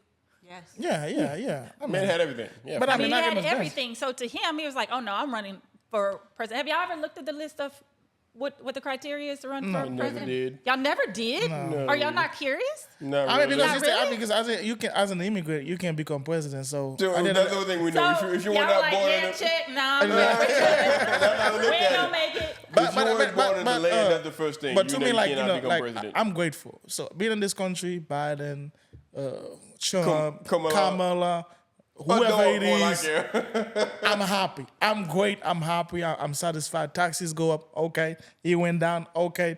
I'm good. Either way, I'm happy to be here. So therefore, I don't have a problem with it. But in a sense, like I watched the debate between Trump and Biden. I mean, Trump is funny, dude. He's hilarious. Yeah, so he was like, I know what he said. I know that's Look, like. whenever you talk about Biden, he was like, he don't know what he said. I don't know what he said. He don't even know what the hell he said. Like, that was classic. I'm sorry. Love him or hate him, like, that was a classic line. I bust out laughing. I watched this shit over and over and over. He killed him right there. So everybody knows that. So nobody know anything about it. Let's see if we don't talk about like slowly politics. So nobody know anything about Kamala. Yeah, she's trying to run for president. She become vice president. So nobody knows. So everybody expected Kamala really to lose that debate. I didn't expect her to lose it. Because she don't have no policy. Because she don't have no policy. A different Hold on. breed. Let me to tell you come why. against Trump. He's not a different breed because if you study him, there's certain things that if you bring up, he will fall into. Yes. Like if you start talking about crowd sizes, like anybody else that's running for an office would say, you know what? I don't know what my crowd size has to do with this debate, so let's bring it back in, right? He will never do that. He can't. It's kind of like talking about his man size. Like he feels like he has to defend that. So when you say, oh, I thought that she was going to lose, I knew she was going to win because you have an individual that if you study him long enough, you know what triggers him. And it's sad because I've never seen him triggered though. Oh yeah, that was a trigger. Yeah, when you start talking about like crowd sizes, and what's sad is that leading up to the debate, you know the reason why she wanted the mics unmuted? Because she know that Trump can get unhinged and say crazy shit like the dogs and the cats. So of course, when he says that, she's like, keep the mics rolling. He own one, right? So honestly, like all jokes aside, because I don't feel a certain way about her or about him. It is what it is. But any individual that go up against Trump, all you have to learn is his weak points, and he will buy into them every single time. But the only problem with Trump right now, though. Like, let's say the first time, it was different. Nobody heard that shit before. They coming on the border, they rapists. He was saying some crazy shit. That's never said before. They're murdering. Yeah, like, that's what I'm saying. That dog and cat shit. Yeah, but that was classic too. Yeah, that's gonna go down in history. But for the longest, after like in the beginning, like when he was running with Hillary Clinton, so nobody that's the first time. Holy shit! Because like, when I saw Hillary, I'm like, who the heck is this guy? Yeah, nobody done that before. Here's how I feel about Trump, though. And this is me kind of getting a little bit deep again. I believe that when Trump hit the TVs, like for most Americans, they never heard fake news. Oh, that's fake news. Yeah. When all the while, like we've been saying that for for Americans. We talked about this in the media and telling you stories and pretty much making you believe whatever they want you to believe because they have this platform. Yeah. And for most of us, even Americans, we're like, damn, we've never seen a politician like this who literally says whatever the hell is on his mind. That's and what for I'm that, saying. I think we can respect Yes. him for that. That's what. That's I what. But feel like now, that's what makes him so unique. But the fact now- that he speaks his mind. Yeah, but see, there's a speaking your mind, and then there's that gap in between when you say, "I just had a thought of." They I feel eating, like- they eating cats and dogs. But- I'm but- saying, but- She crossed that line. No, but She it's- crossed that I don't line think- way but- past that's the over. filter, though. No, Like, but He's not filtered at all. But my point is, it's just I think is after a while when you do it, he become dull. Like, okay, we used to that. So at first when he did it, everybody was behind it because we've been having politicians every day. But Man, let's go for something but different. I'm gonna tell you- But now you can't. 8 years later, you can come back with the same thing. Like, okay, now you can't use the same thing you used back in. If he said that like the first time, the cats and dogs shit, the first time, still be crazy. Like, grabbing by the, like all the shit he said, he could have used, he could use that in that moment. But now, when you go into Kamala, because that was for you to win, easy win. Because she don't have nothing. She don't have no policies. Yeah, also you don't have a policy, but you've been president. All the shit they're saying is gonna be like, if we Trump president, the country gonna be fucked up. That's not true because we had 4 years of him. The country was still, America was still America. You know what I'm saying? So Yeah. there is Some people nothing. even liked it. Yeah, I nothing mean, is gonna honestly, change. At the end of the day, I mean, unless something changes in the Houses and the Senate, like really nothing's Nothing going gonna change. It doesn't matter who's just president. For the record, I'm an independent. I vote on independent issues. Like I don't look I at voted for Kanye last time I vote, so we're the same boat. That's another one that talk about. Yeah, but I'm confidence. just saying, but I mean, I vote. I don't think I ever voted, even though I can, but I never voted yet. I voted for Kanye, me. But I'm He wasn't even on the ballot. But- but I- Whatever. No, he was. No, he was not. Yes, he was. I Yeah. voted for Kanye. What parish or county were you in? I did not see Kanye in my I see ticket. Kanye and I voted for him. I know that vividly. I'm wearing his shoes right now, so I know. Hey, but I'm an independent too, because to me, like I said, from an immigrant, I feel like I'm an outside watching. But to me, it's the same. Like they make us thinking like we got a choice. I don't think it's a thing.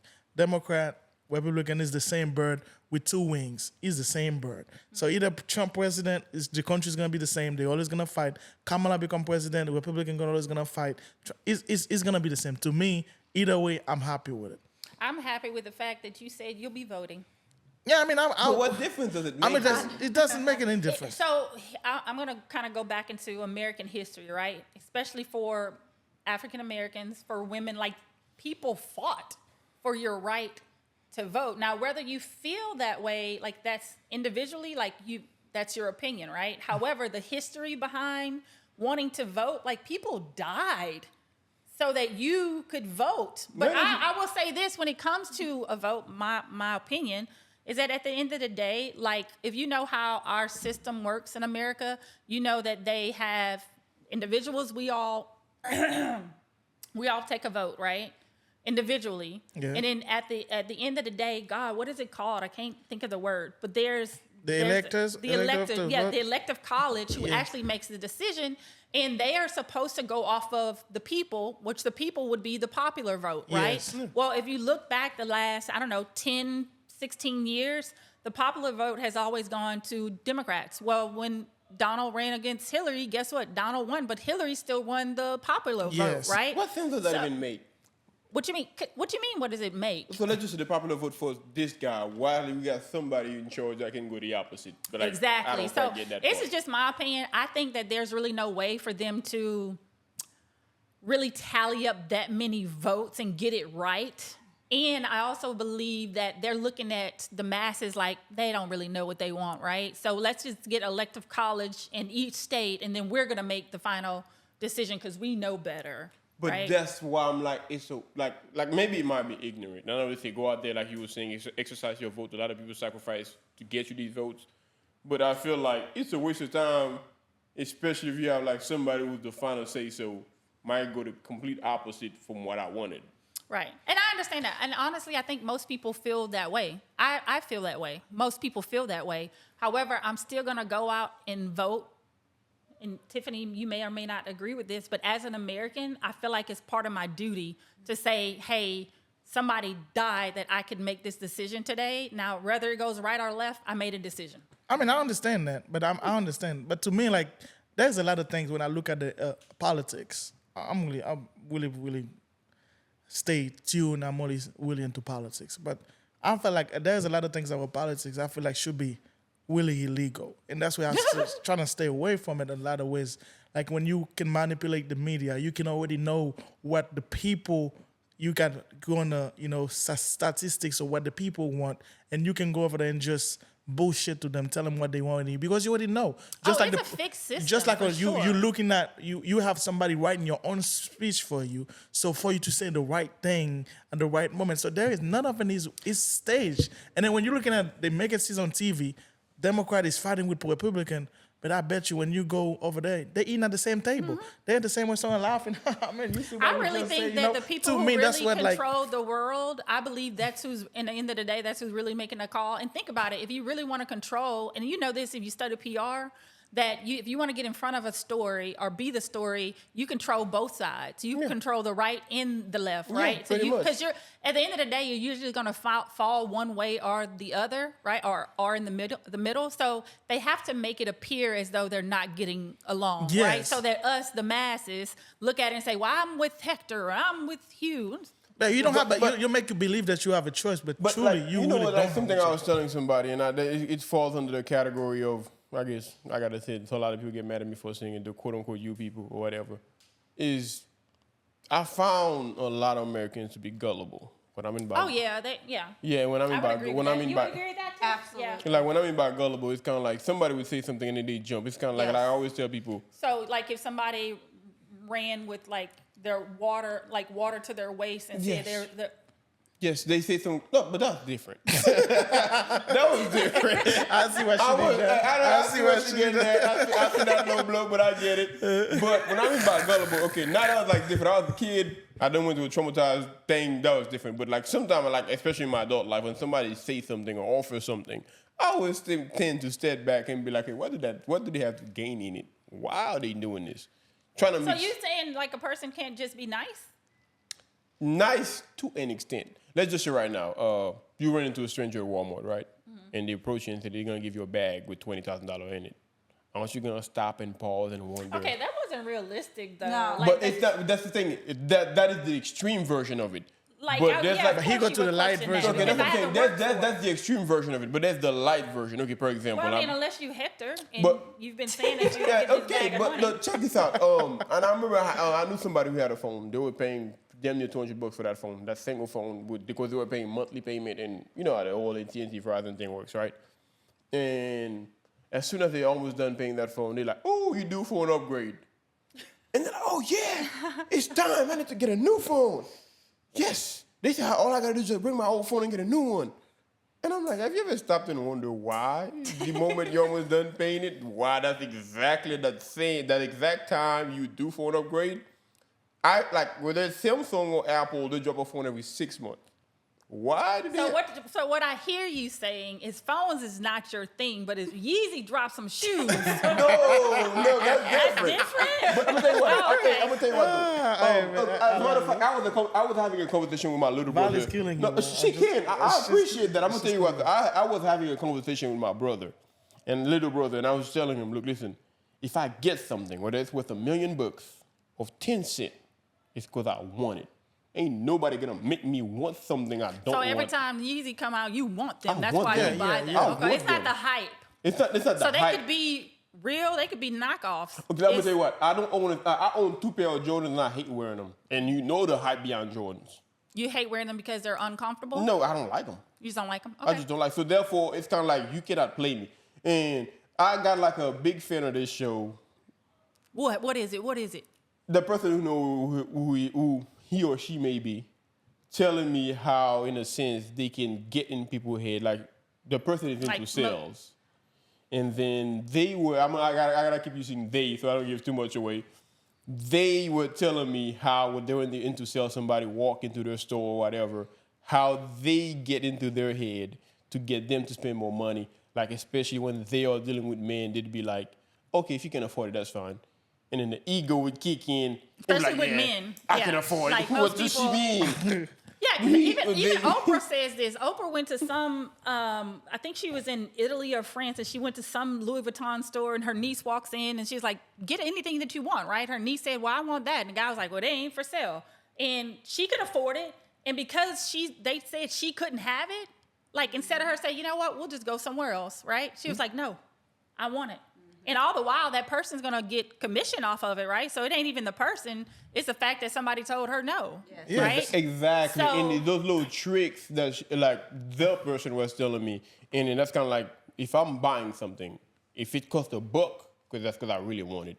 If it costs $1 million, it's because I really want it. Ain't nobody going to sell me on something. As a matter of fact, even if I did like it, if you're trying to sell me on it, I feel like you're playing me. You making me buy it. So for the record, I'm in sales.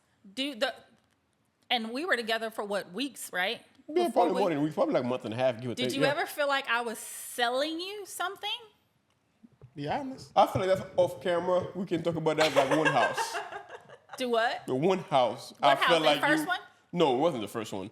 Which one? If you want to talk about it right now, we can. But it was like we definitely want to. But I feel like that was like that one house. I feel like you were kind of. Yes, I need to get this. Maybe that's how it Which house was it though? Y'all, I see thousands of houses. So. But I felt like it was that house. I'm gonna tell you where that house was located at. Like when you're going to Common. Okay. You still $1 million house, but that probably won't even ring a bell for you. There was this house on Common. Like it was like a super duper tiny house. I'm guessing maybe it must be at that time you started getting tired of me or whatever. But you were really pushing for that house. What house is this? Now I'm gonna tell you what, so irritated. I'm gonna go look at the house. Oh, you may need to. It was like a small house. But before that, there was houses I was really into. You kind of pulled me back off of them. Not really into, but I kind of like. I hate that I had that kind of influence though. But I will say this: if I see something and I feel it, like I can't help it. Like there's times before my clients even look at a house, I'm like, that's it. This is it. That's exactly how you kind of you're like, but this is it. I'm like, that house is small. But the house was extremely small. It was nice. But I'm gonna tell you what I liked about the house. I liked the owner, how they said it. Because you could tell the owners were like previous nerds. Off camera, we were talking about comics. They had like all type of comic stuff. I remember the guy had like one of those little big curved video game screens. I remember the house. Isn't it not too far from, because the neighborhood you're in versus this neighborhood, right? Yeah, it's not that far from where I currently stay at, but it was like one of those houses. You could tell the previous owner was like nerds because they had like all type of nerds. I remember that because as soon as you walked, like they had one room where there's like a lot of Jedi. Yeah. Okay. Kind of stuff. And I remember but like. Isn't it similar to your house? No, my house is way bigger than that one. That one was like 1,600 square feet. Okay. Mine is 2,000, so that's why I didn't like off it. Camera, I'm gonna tell you if I remember that house. But if I was pushing you on that, I felt like you were kind of pushing me toward that house. I'm gonna tell you off camera why I would have felt that way. Okay. And I'm glad to talk about it. When real estate, we talk about location, right? Because it was in the location. Yeah, it was the you location wanted, was right? fine now, but the house was nice. It was it was too small. That's the only thing I hated about it. Okay, so remind me off camera, and I'll tell you why I felt the way that I felt. Okay. And I think you can respect it too. Okay, I gotta pee again. I got a small bladder, especially when I drink. All right, Hector. Oh my God, because Hugh always jumps into the questions first.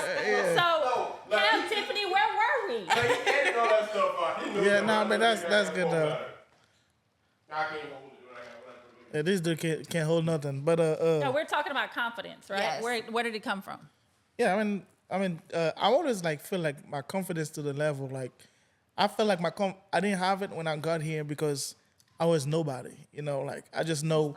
I always. So did you build once you you said you took the 3 months in Florida and you were learning did that help build your confidence? No, not really because even though at the time after that I left New York and I went to Miami and I was looking for jobs everywhere and I couldn't find no jobs and I remember feeling 3,000 of like McDonald's be having a 5,000 question in Florida. I'm like forgot the McDonald's job. So I remember telling people, man, I don't care wherever you bring me. If you tell me Alaska got a job, I'll be there. You know what I mean? Right. So then somebody come back and say, there's a place called Lake Charles. Shit, I didn't know. I said, shit, sign me in. Yeah. So I remember at the time it was LaBerge. At the time was giving, people jobs and give you a place to stay. And they was that fighting. blew my mind. Did you know that? Because he was telling me about that. I didn't know that until he told me. What attracted them to this area is the casinos, Yeah. and they were giving you They still room do and it. board. Yeah, they still do it. But Really? but they don't look. But the difference now is back then LaBerge was responsible of that. Now they use a third party Okay. to do it. but they like back then l'auberge was more legit, and this is because they let you eat in the buffet. They're the buffet for employees, and you can eat everything you want. And he was What? like, But y'all weren't staying there. You talking about when you started working there? yeah, when you started working there, because they had the buffet, everything that there was like I miss leftovers, the buffets. everything that's left in the buffet, they send it to the let's say they send it to the What? employees. So he's always have food coming in for the employees all the time. Wow, And that then- is amazing. I and- never. And they had the bus that passed every hour.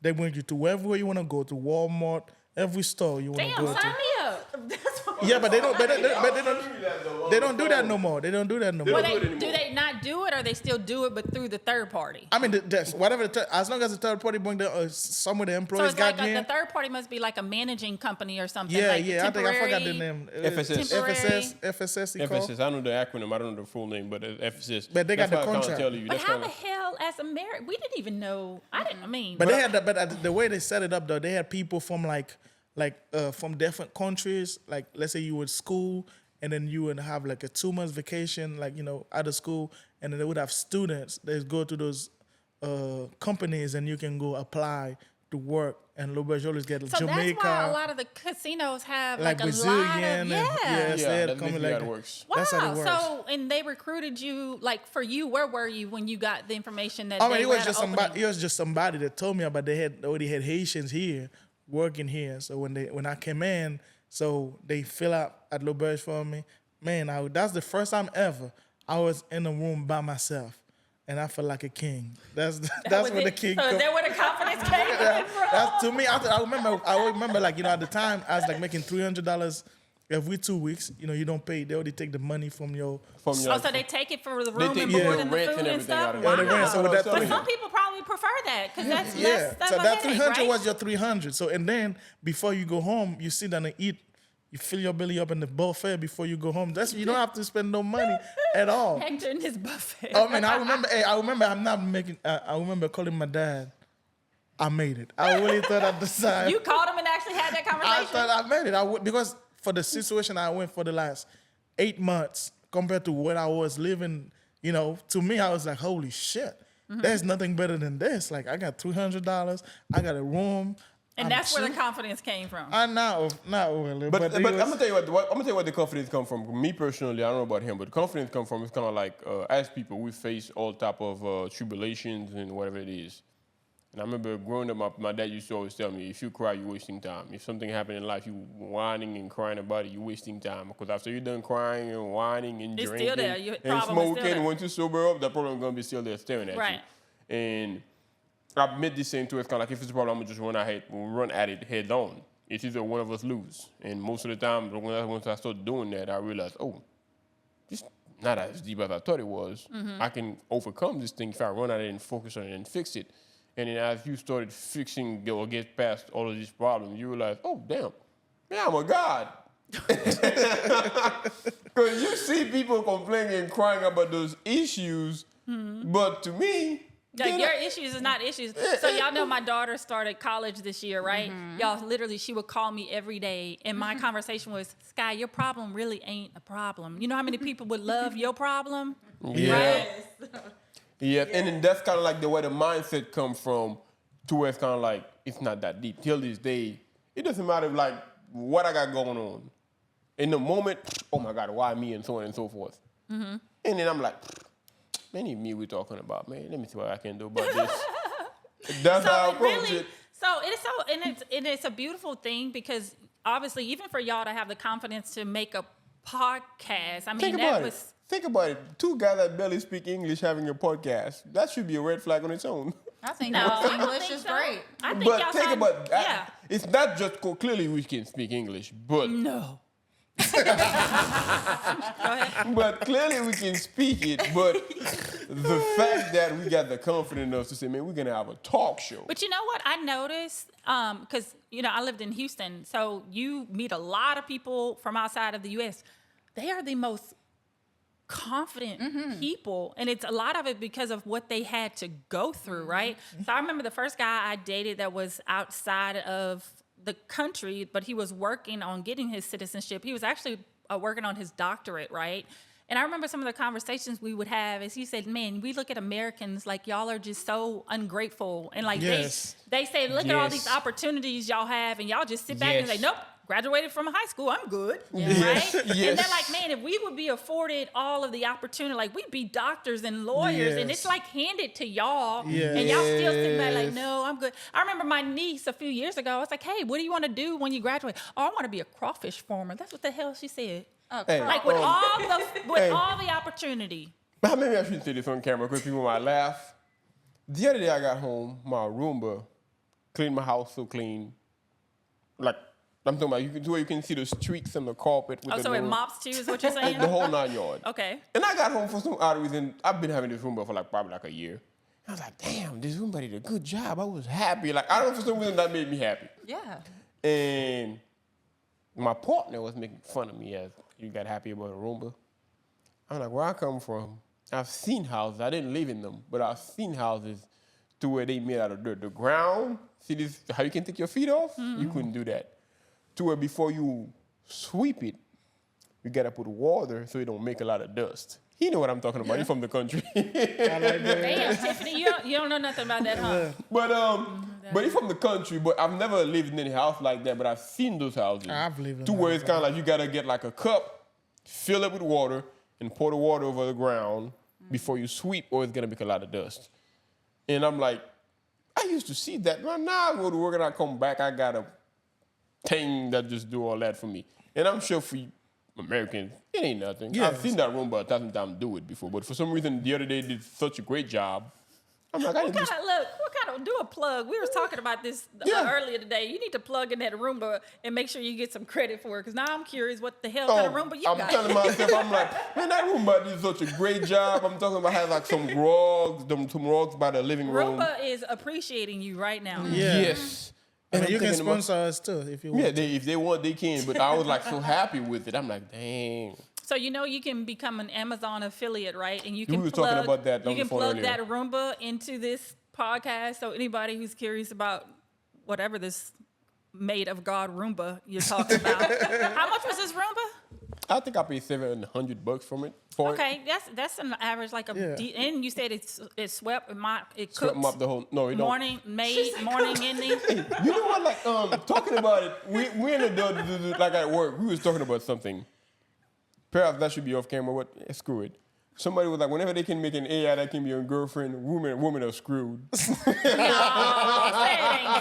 Whatever, they already have that though. Like on the X-rated sites, they already have that. Because I don't know if you've seen like this movie. I forgot what it's called. To where it's kind of like this guy.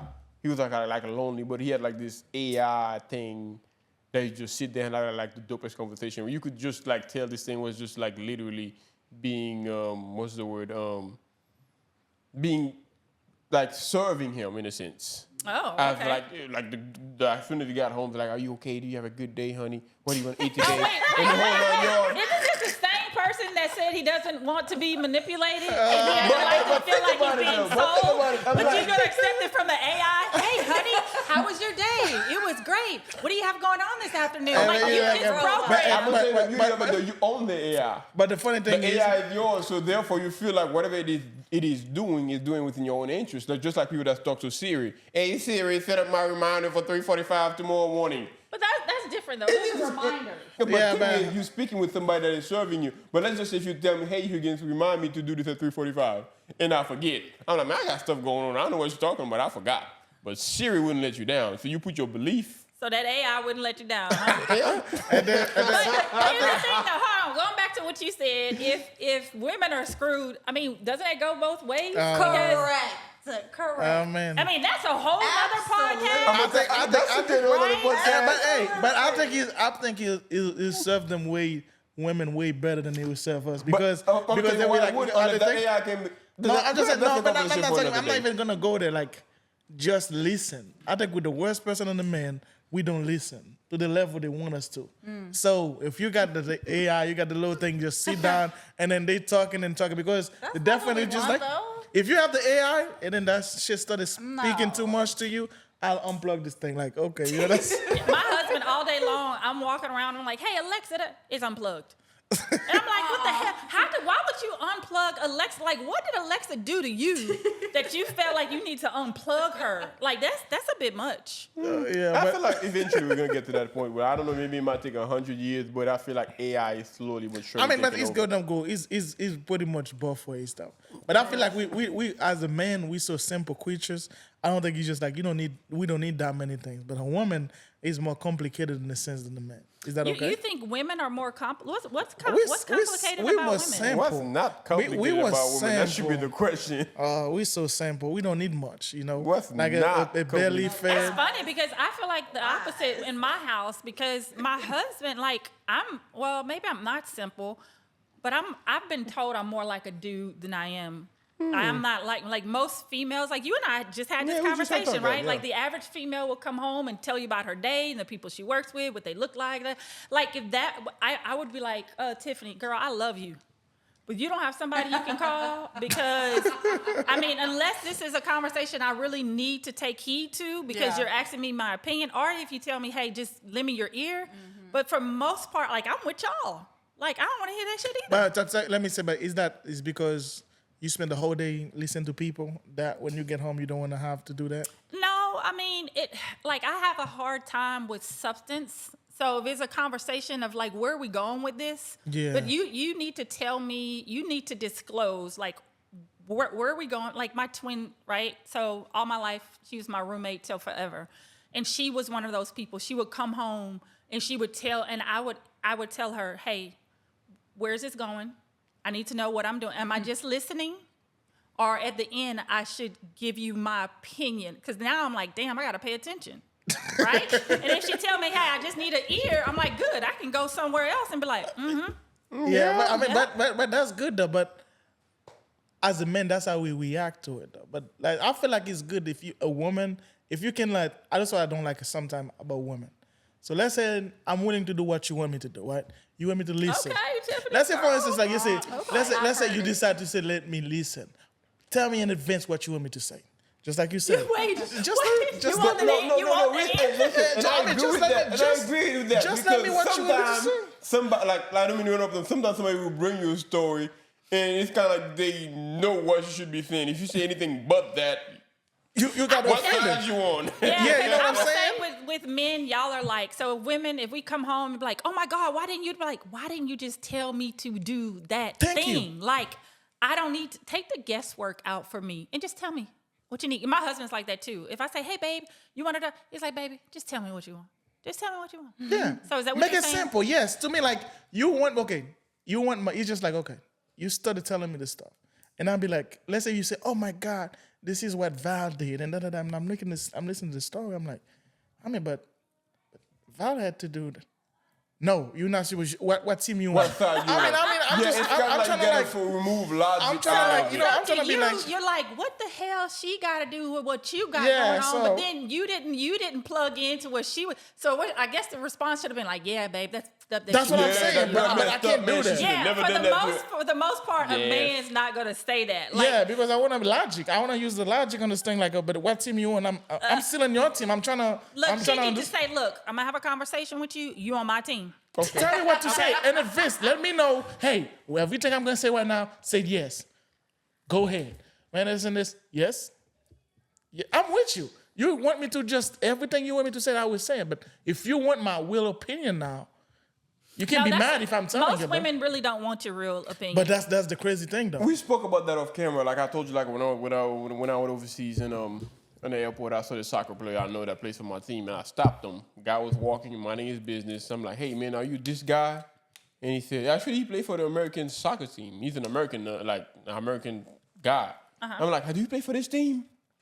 And then he stopped. He looked at me and said, yeah. I'm like, are you so and so? He said, yes. I'm like, do you mind taking a picture? He said, sure. And I pulled out my phone. He smiled, took the picture, and kept on walking. He said, all right, man, cool. Like, he kept on walking. And my partner felt like, man, he was rude. I'm like, how was he rude? Well, I mean, honestly, if you think about it, if you are let's say you between flights, right? So most people aren't traveling with the notion of, oh, I'm so excited to travel. Like most people, like we're kind of already irritated, right? Yeah. So imagine, and you already irritated, and then somebody say, hey man, are you such and such? Or can I take a picture? Like, how are you supposed to be? Yeah. I'm surprised that they even took time to take Yeah, a so picture like- with Yes, you. he smiled. He said, okay, cool, man. And then kept That about was his business. legit. That was Yeah. enough. And I'm like, what else he needed to do? Like, That's did he the need cool to say, guy in my book. yeah, I'm that guy. You want to take a picture with me? Yeah. We should Like- take a picture together. Yeah. Hey, get out the camera. We're going to take a picture together. Yes, and then I remember my partner was like, that was rude. I'm like, how was he rude? And then But she what's was like, crazy is she felt like he was rude, but she didn't think that you were rude. Yeah, wasn't first time. Right. But honestly, But you can't go both ways, though. honestly, like let's rephrase that. And you're the celebrity, right? You're Yeah. already somewhat irritated. Can you imagine if you are a celebrity? There's a really good chance that several people are stopping you. Yeah. Right. So that's rather rude, don't you think? Yeah, that's rude because like somebody's calling you, you don't even know who they are, and then they're stopping Right, you. But I and- guess that is part of the celebrity world. That's what you Right, and signed think up for. about it. If you're in an airport, that means there's a good chance you have somewhere to be. Yeah. Right? Yes. So to me, that's rather rude. If you're in any setting, if you stopping people to take pictures, I think You it's can't go rude. But both. I, we but I can't go feel like both as a ways. celebrity, it's kind of like part of the. It comes with it. It comes right? with it. Yeah, It's just what like you you kinda being a signed up king for. or queen and somebody sees you and like, yeah, I want to take a picture, right? Yeah. So it comes with the. So, but you were like- but can you imagine like all the time? But though? to me, the guy was like more than nice. He stopped, he smiled in the picture. He said, okay, man, cool. And he walked off. And I'm like, you stopped, you smiled in my picture, I'm good. Yeah. But then she was like, he was rude. I'm like, how was he rude? Oh, yeah, like you could tell he didn't even want the picture. Of course he did not want to take the Like picture. we all know you don't want to, but He did not want to take the picture. fact that he That's- stopped- Like you said, the message should have like Right. the smile. Oh my God, you stop me? You really want a picture?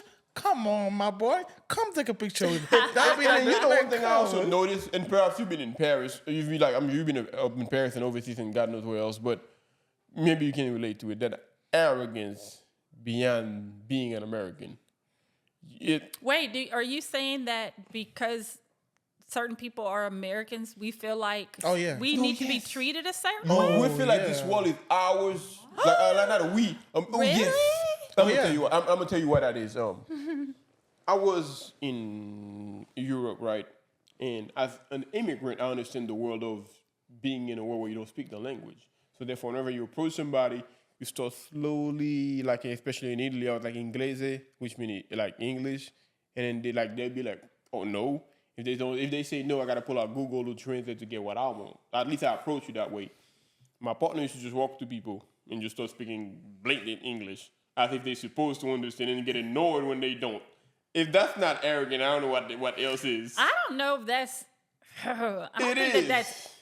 I don't think that's that. It's just somebody not knowing any better. You like know, you are in Italy. They don't speak the language. They are Italian. They I are know because Italian. I'm thinking about what I would do. I would have my phone and I But would see, try and have you to. were being considerate. You know. I just wouldn't assume if I go to another country where they It's not just one person. That's just two person. That's just three person. That's just four. It's not 5 or 6 or 7. No, I think you have a live one on your hands. But I'm talking about like. Because I don't know anybody that would do that. But I mean, that was Like, let's just say she'd approach them and say something, and they'd be like looking lost, like, what the hell did she say? And she said it again, they're still looking lost. Man, I don't know what the fuck I'm saying. I'm talking about I want to go to the Well, I will bathroom. say I'm like, oh my God. I will say this though. In someone's defense, I would say that some people are raised with a certain privilege. And I think the individual we're talking about is drop dead gorgeous, right? Yeah, I agree. Beautiful, Yeah. model-ish, you could even say. So I think when you have to realize that all her life, she's probably had the red carpet pulled out for her because of the way she looks. Yeah. So is that kind of safe? Yeah, to I mean, say? that kind of makes sense. So her experience and the way she looks at the world it could be very different from another female who has not had that treatment. And let's be honest, y'all, with men, if y'all see a beautiful woman, I mean, their saying is, "Oh, I'll drink her bath water," right? Like, I never said that, but I've heard it. but you understand what I'm saying, right? Yeah, I heard it, yeah. So that's a man saying, whatever you want, if I can provide, I'm giving it to you, right? So if you are getting that, or you're accustomed to that treatment for a good majority of your life, like her world and her lens is very different than the average woman. I can understand that. Could that be safe to say? Yeah, that is throwing extremely out. safe and reasonable to say. But like, Yeah, that goes back to what I'm saying. It wasn't the first, second, third, fourth, fifth, sixth. That's the like, part. and I'm like, you do know they have no clue what the heck you're saying, In right? her mind, she's like, look, I'm this beautiful American. You should be happy I'm coming up to you and asking you questions. Is that how you feel? You could tell by every interaction. By every interaction, if she speaks, they don't understand her, she gets annoyed. Like, how they dare not to understand what I'm All saying. right, so let's switch the script a little bit, right? If that was a female who wasn't the most attractive female, who hasn't gotten the red carpet pulled out for her, and maybe she struggled, do you think that same female would have done that? I think, if I'm gonna be honest though, I think it's even though in a sense I can agree with him and support his American, because I remember there was a story. I don't even know if it's true that story is, but a long time ago there had like two Americans that went to France and then they started speaking to the waiter over there, and they were trying to speak. They speak in French. They couldn't. The waiter couldn't understand what they were saying, and they beat him up for it. So it's not the first time I hear like when Americans go, because when he said me that story, it can make sense, because American, when they go places, this is the United States of America. I mean, I don't think people living here, like in the sense like seeing America got a lot of influence all over the world.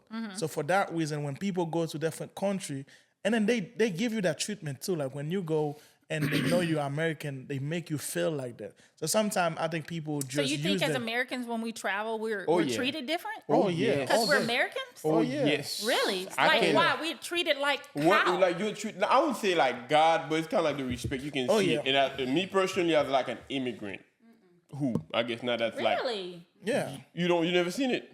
The only place, You went to Haiti and you're That's white. the You should know only better. place- the only place I ever was treated different was Haiti. Yeah, good or bad? Good. Like they treated you like... Oh my God, the little kids in the school.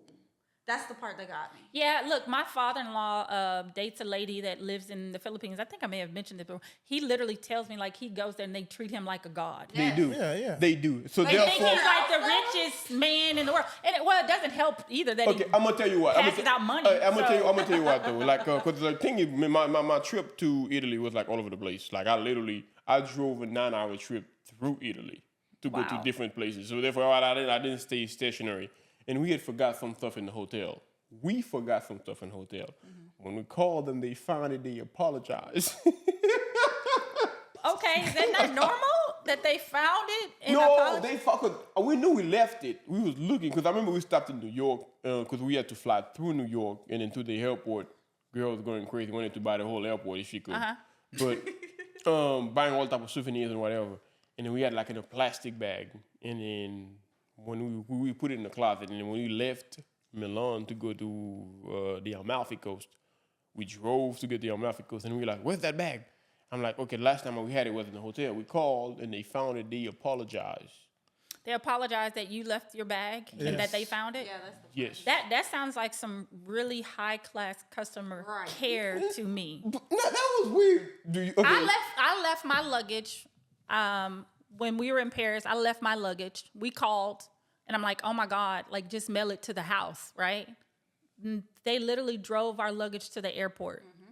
To me, that's just that's like good. if I had a hotel, like I would train my people to do that. I've never no? experienced I mean, but that. you know what? I've never experienced that. Like I've for- never experienced for that. Some Let me of the ask you this: places- what was the level of hotel? Was it It was was a it nice hotel. Like, I don't like know 4 or the 5 stars. star? I'd have to say by my guess, I'd like to say minimum 4 star. I wouldn't think Okay, 5. so but 4. is it safe to say that at a certain level you're treated very differently, yes. right? But it was like there's all a- over the place though. It was all. I can give you like 2 different examples. So it wasn't just a hotel. You're saying the entire Like, time the they whole- treated you different, or they treated her different? Both of us. Okay. Both of us. Okay, different story. When we got to the Amalfi Coast, it was like off season, so therefore like certain places weren't open, and we were like looking for a restaurant.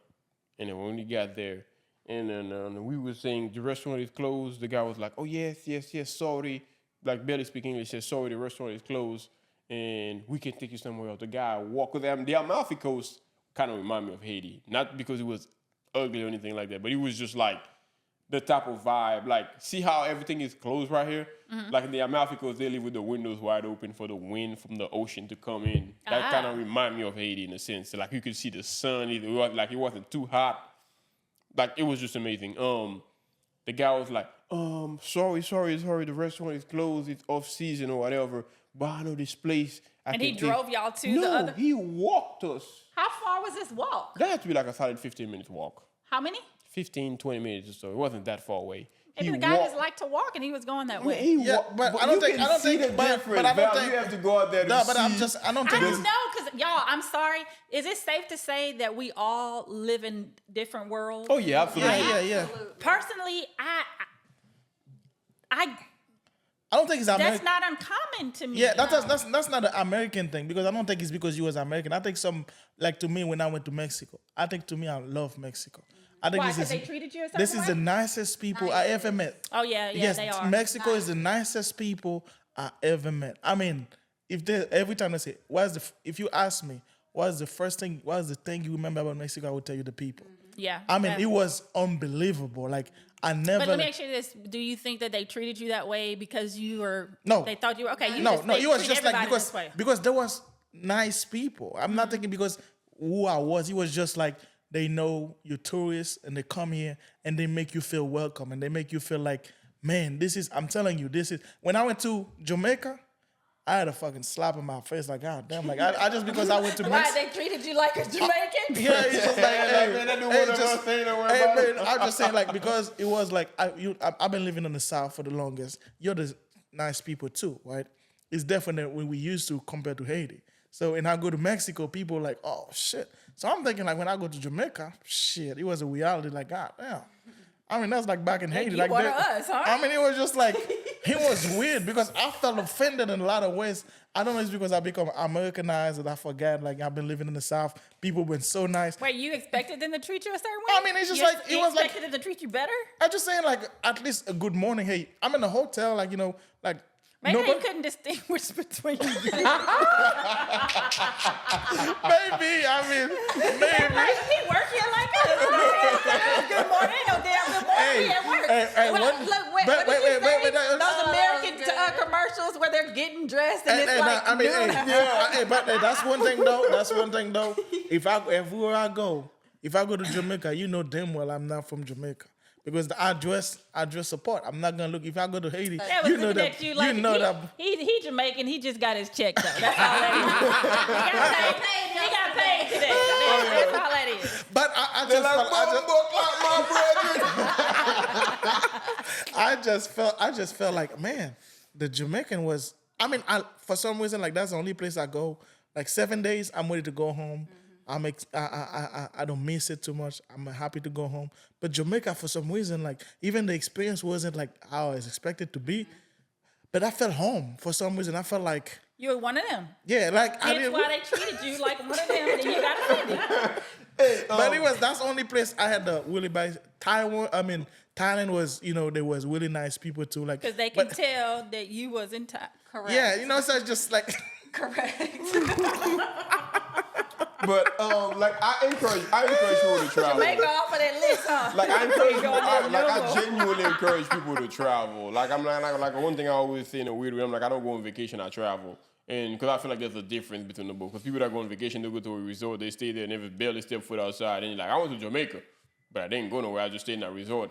I'm like, dude, you didn't go nowhere. But that's why I say the difference between traveling and going on vacation. When I went to the Amalfi Coast, especially Venice, that's like a story within its own. But when I went to the Amalfi Coast, for some reason, of course I was drunk. I don't know why in the heck that crossed my mind. I felt like if I ever did the biggest crime in the world and I was running away from the government, if I came out here, they would never find me. I'd come here. You can go to Jamaica? Oh, hey, I fit in too. Hey, man, I like that she's just threw them little jabs. Yeah, Quick with it. Have you ever been to Jamaica? No, not looking forward to it neither. But Jamaica was going to Jamaica. I'm like, dude, wow, you came from here. It's the same damn thing, man. To be honest, though, Jamaica, if they put a bandana in your face, and you close your eyes, and they take a Jamaican and bring it to Haiti, and you bring Haitian to Jamaica. Depends on the place they bring you. If you don't hear nobody talking, you probably think you're a part of Jamaica, or you probably think that person from Haiti probably think he's still in Haiti. Yes. And if you're in Jamaica, you probably think you're still in So you Jamaica. going back? Is that what you're saying? Nah, I mean, because he was. I told him that we said I'm Jamaica going to was Jamaica. weird I'm in the like, sense. wow, man, it's the same damn thing. Why you think, going like, there? No, the only like I really was like, damn, Jamaica, the food's gonna be A1, and I was very disappointed. I think You Mexico felt like the food food in Jamaica was gonna be like fire. Who told you that, or what magazine you saw that in? I mean, because I think like you're Jamaican, you try the food here, it's still good, but compare like a seasoning, I think like the seasoning was gonna be like A1, but it was. I knew it. I was so disappointed. I in a knew lot it. of ways. I go to weird places. So I think we talked about this last time, but you're a foodie, right? You can tell. Look at his stomach. I'm not. Yes, you are. I mean, I'm so picky when it comes to food. I don't like to Man, talk. Pinky. He is picky. You like, look at his stomach, he ain't picky. Go ahead. I'm sorry, I'm just picking up on what he's saying. I never see my phone just found like when on the show when that girl was like, I'm so picky. It was like, Wait, what show was this? That's a show called My 500 My 500 Pound Pound Life. Life. Nah, you Yes. ain't picky. You picking up on every Yeah, damn that girl time. was like, man, I'm so picky. And the doctor was like, you picky. No, the doctor didn't say that. The doctor said I that. think that is like an Indian doctor. That guy goes viral all the time because he goes hard on those people. Oh, like my whenever God. they making excuses, he be like snapping at them so quick. Like as a matter of fact, at my job they got like a picture of like of that dude on the fridge that says I saw you, because he talk mad crap on fat people. Like whenever they get fat, like My 500 Pound Life. You need to check it out. So when that thing is I don't big, know. I don't know if I could do that one. I'm just not. It's funny as hell. I It's just- funny. How can you watch that? Like, people like are miserable. I don't want to watch that. You see, like, but that's They yeah. happy? That 500 life, they happy? Is that what you're They saying? not, but I found joy with But it. I mean, it's just like, see, that's the crazy thing, because when you're looking at, that's another thing about American. I think that's a good thing. Or he just like, to us, there's nothing wrong. He's not lying. I mean, if he's the doctor, like in Haiti, people call you by, actually, if you got like a big old belly, they call you Big Belly everywhere you go. You know what I'm saying? You got a one eye, you got a cock eye. That's your name. You got one arm. That's what they call you by. You know what I'm saying? But here, he's just like, that's offensive, really. It's an adjustment when you come here from a country like Haiti. I think it's really your environment, right? Like, you grew up in the hood. Oh, they calling you every which name, right? But as you kind of go up in, I don't know if I want to say class, I but feel like the that's environment. America overall in a sense. Why? Who do we have here? Okay, we got like a guest that just made it to the show. Milo. Milo, we can. Milo said he wants to make an introduction as well. Okay, look, because I know y'all literally, I don't know if y'all picked up on this, but we could literally go for hours. Oh, yeah, right? for sure, Yeah. for So sure. I'm for going sure. to bring it back because I think we probably almost at 2 hours. I think we're gonna make part 1 and part 2 to this. Like, Yeah, for sure. It's gonna be that long. Yeah. All right, I want to bring it back in though, and here so obviously the audience is learning a little bit more about the two of you guys. We're gonna wrap it up, and I do have a question. Hector, I want you to go first because this one always seems like he has the answer, right? We're gonna leave him pondering I a know little who bit. I am, and like that's the only difference. So here's my between the two of question us. to you: what would you say to today, if you can look back, what would you say to your 10-year-old self? Knowing what you know now, what would you say to that 10-year-old boy? Because at 10, you guys were still in. Yes. Okay, sure. all right. So what would you, Hector, say to 10-year-old Hector? honestly, I would say we made it. Like all this thing we've been thinking about, all this imagination, all this picture we've been having, we actually did it. So you wrote this down, and I handed this to 10-year-old Hector. Like, how does he receive that? I'd be like, just they got a light at the end of the tunnel. That's what I would say, because the situation wasn't legit. It was really bad. But it's just like thinking stuff that was like, if you tell it to somebody, it'd be like outrageous. Like, there is no way. It's impossible because it's a fantasy. You was living the fantasy in your head. Mm-hmm. So, but I would look at it, hey, it's not a fantasy. It's not gonna happen exactly how you picture it in your head right now, but it's similar in some level. It's like, to me, I'll be like, bro, we made it. No matter how. So you're opening up that envelope. You're that 10-year-old boy, and you're reading this. Like, what's your reaction? Shit, keep dreaming. it's gonna Keep happen. dreaming, just keep adding it to the adding list. it because it's. I think it's what make me in the sense like I think I always go back to if I didn't go through this stuff that I go through. Wouldn't make I you would. who I you wouldn't are be today. who I am today. You know, Yeah, sure. I have that understanding. You know, this I've- one's not gonna say that though, right? Yeah, having that understand what I always still this day like I know where I'm at. I never push myself thinking like I'm somebody that I'm not. If in my head I might like, but even though I'm saying like I'm thinking I'm Bill Gates, doesn't mean like I know that I don't have that kind of money. I'm not going around thinking like, hey man, I got $100 billion in my account. I'm not gonna do that. I know I'm not that, but I know I can be that. You see what I'm saying? So Yeah. to me that's the difference. I always know, even though when I was working I had nothing, I just know keep working, keep doing what you're doing. Eventually some door's gonna open and you're gonna be that dude. So just keep That at it. dude, that's gonna be a T-shirt. And then Hugh's gonna open up his letter and it's gonna say, "I am king." It's a simple. Like I say, it'd be simple. Like let's just say if I had to word it, way my. Oh no, you've written a letter to your 10-year-old self. But let's just say like, if I had to. No, you are. But that's what I'm saying. What Let's is- just say I am. Okay. You are. The way that I would word it for that 10-year-old self to understand it would be pretty simple and brief. It'd probably go like, "You're exactly the guy that you believe that you are. Don't never let no one else tell you that you're not that guy." It'd be that simple. That dude and that guy, T-shirts and socks. All right, so we're gonna wrap it up. This, I love quotes, y'all, and a lot of this conversation for the last almost 2 hours. Talking about it really, quote, I got one quote I learned recently. I don't mean to interrupt you. That was like so nice, so fun. That got me busting out laughing. That says, "If we don't sin, that means Jesus Christ died for nothing." You don't get it? say that again. If we do not sin, Jesus Christ, that means Jesus Christ died for nothing. Where'd you get that from? That makes sense though. From a crackhead at a gas station. I'm telling you, I thought to Are these you people. serious? Like that's what the I mean, crackhead she- had to tell but she- you. And of she- all the things you've picked up in the world, that was one of them, huh? She's being judgmental on That that. is though. deep. Oh no, I mean, no. that's deep. I think That's we can deep, learn though. so much We from. Literally, you can pull the boys out from the back. They could teach us something. So I know, but I will go ahead. That when he said that to me, But that's legit though. he said, "If you do not sin, that means Jesus Christ died for nothing." If you don't get Well, sick, the yeah, hospital don't 'cause make no they say money. that Jesus died, like That for our Jesus sins. died for our sins, right? So, which means it's our job to sin. See, I was And see it's just one of that those when crazy you things, when you you're said like, dang. I got offensive. No, because I read into that as him saying, "So see, I can sin because No, Jesus not died." like that. But it's kind of like, But I mean, you gotta. It's just like you gotta get sick for hospital to go to I took treat it as, It's I the took same it like thing. I translated it to live your life. That's how Yeah, I I think we all should live our life, and we're gonna live our life with a quote because we're gonna close, Tiffany. Because like I said, we could be here all night.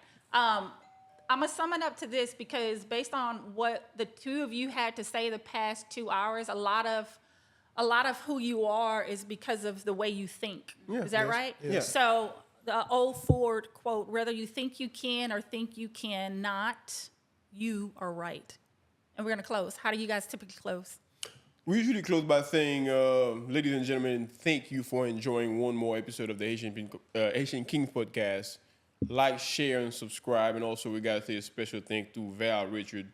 She was nice enough to offer to be the host of this show. Like, for the first time, we were guests within our own show. She was interviewing us, asking us some deep questions about ourselves. So hopefully that gives people a better insight as of who we really are. Of course, you see the name, but now you can get the background story. And thank you once again, and also thank you to Val. And then we're gonna close it like that. And thank you everybody for watching the show. I mean, that's pretty much. Thank you guys for having Thank you. me. Thank you for having me, Tiffany.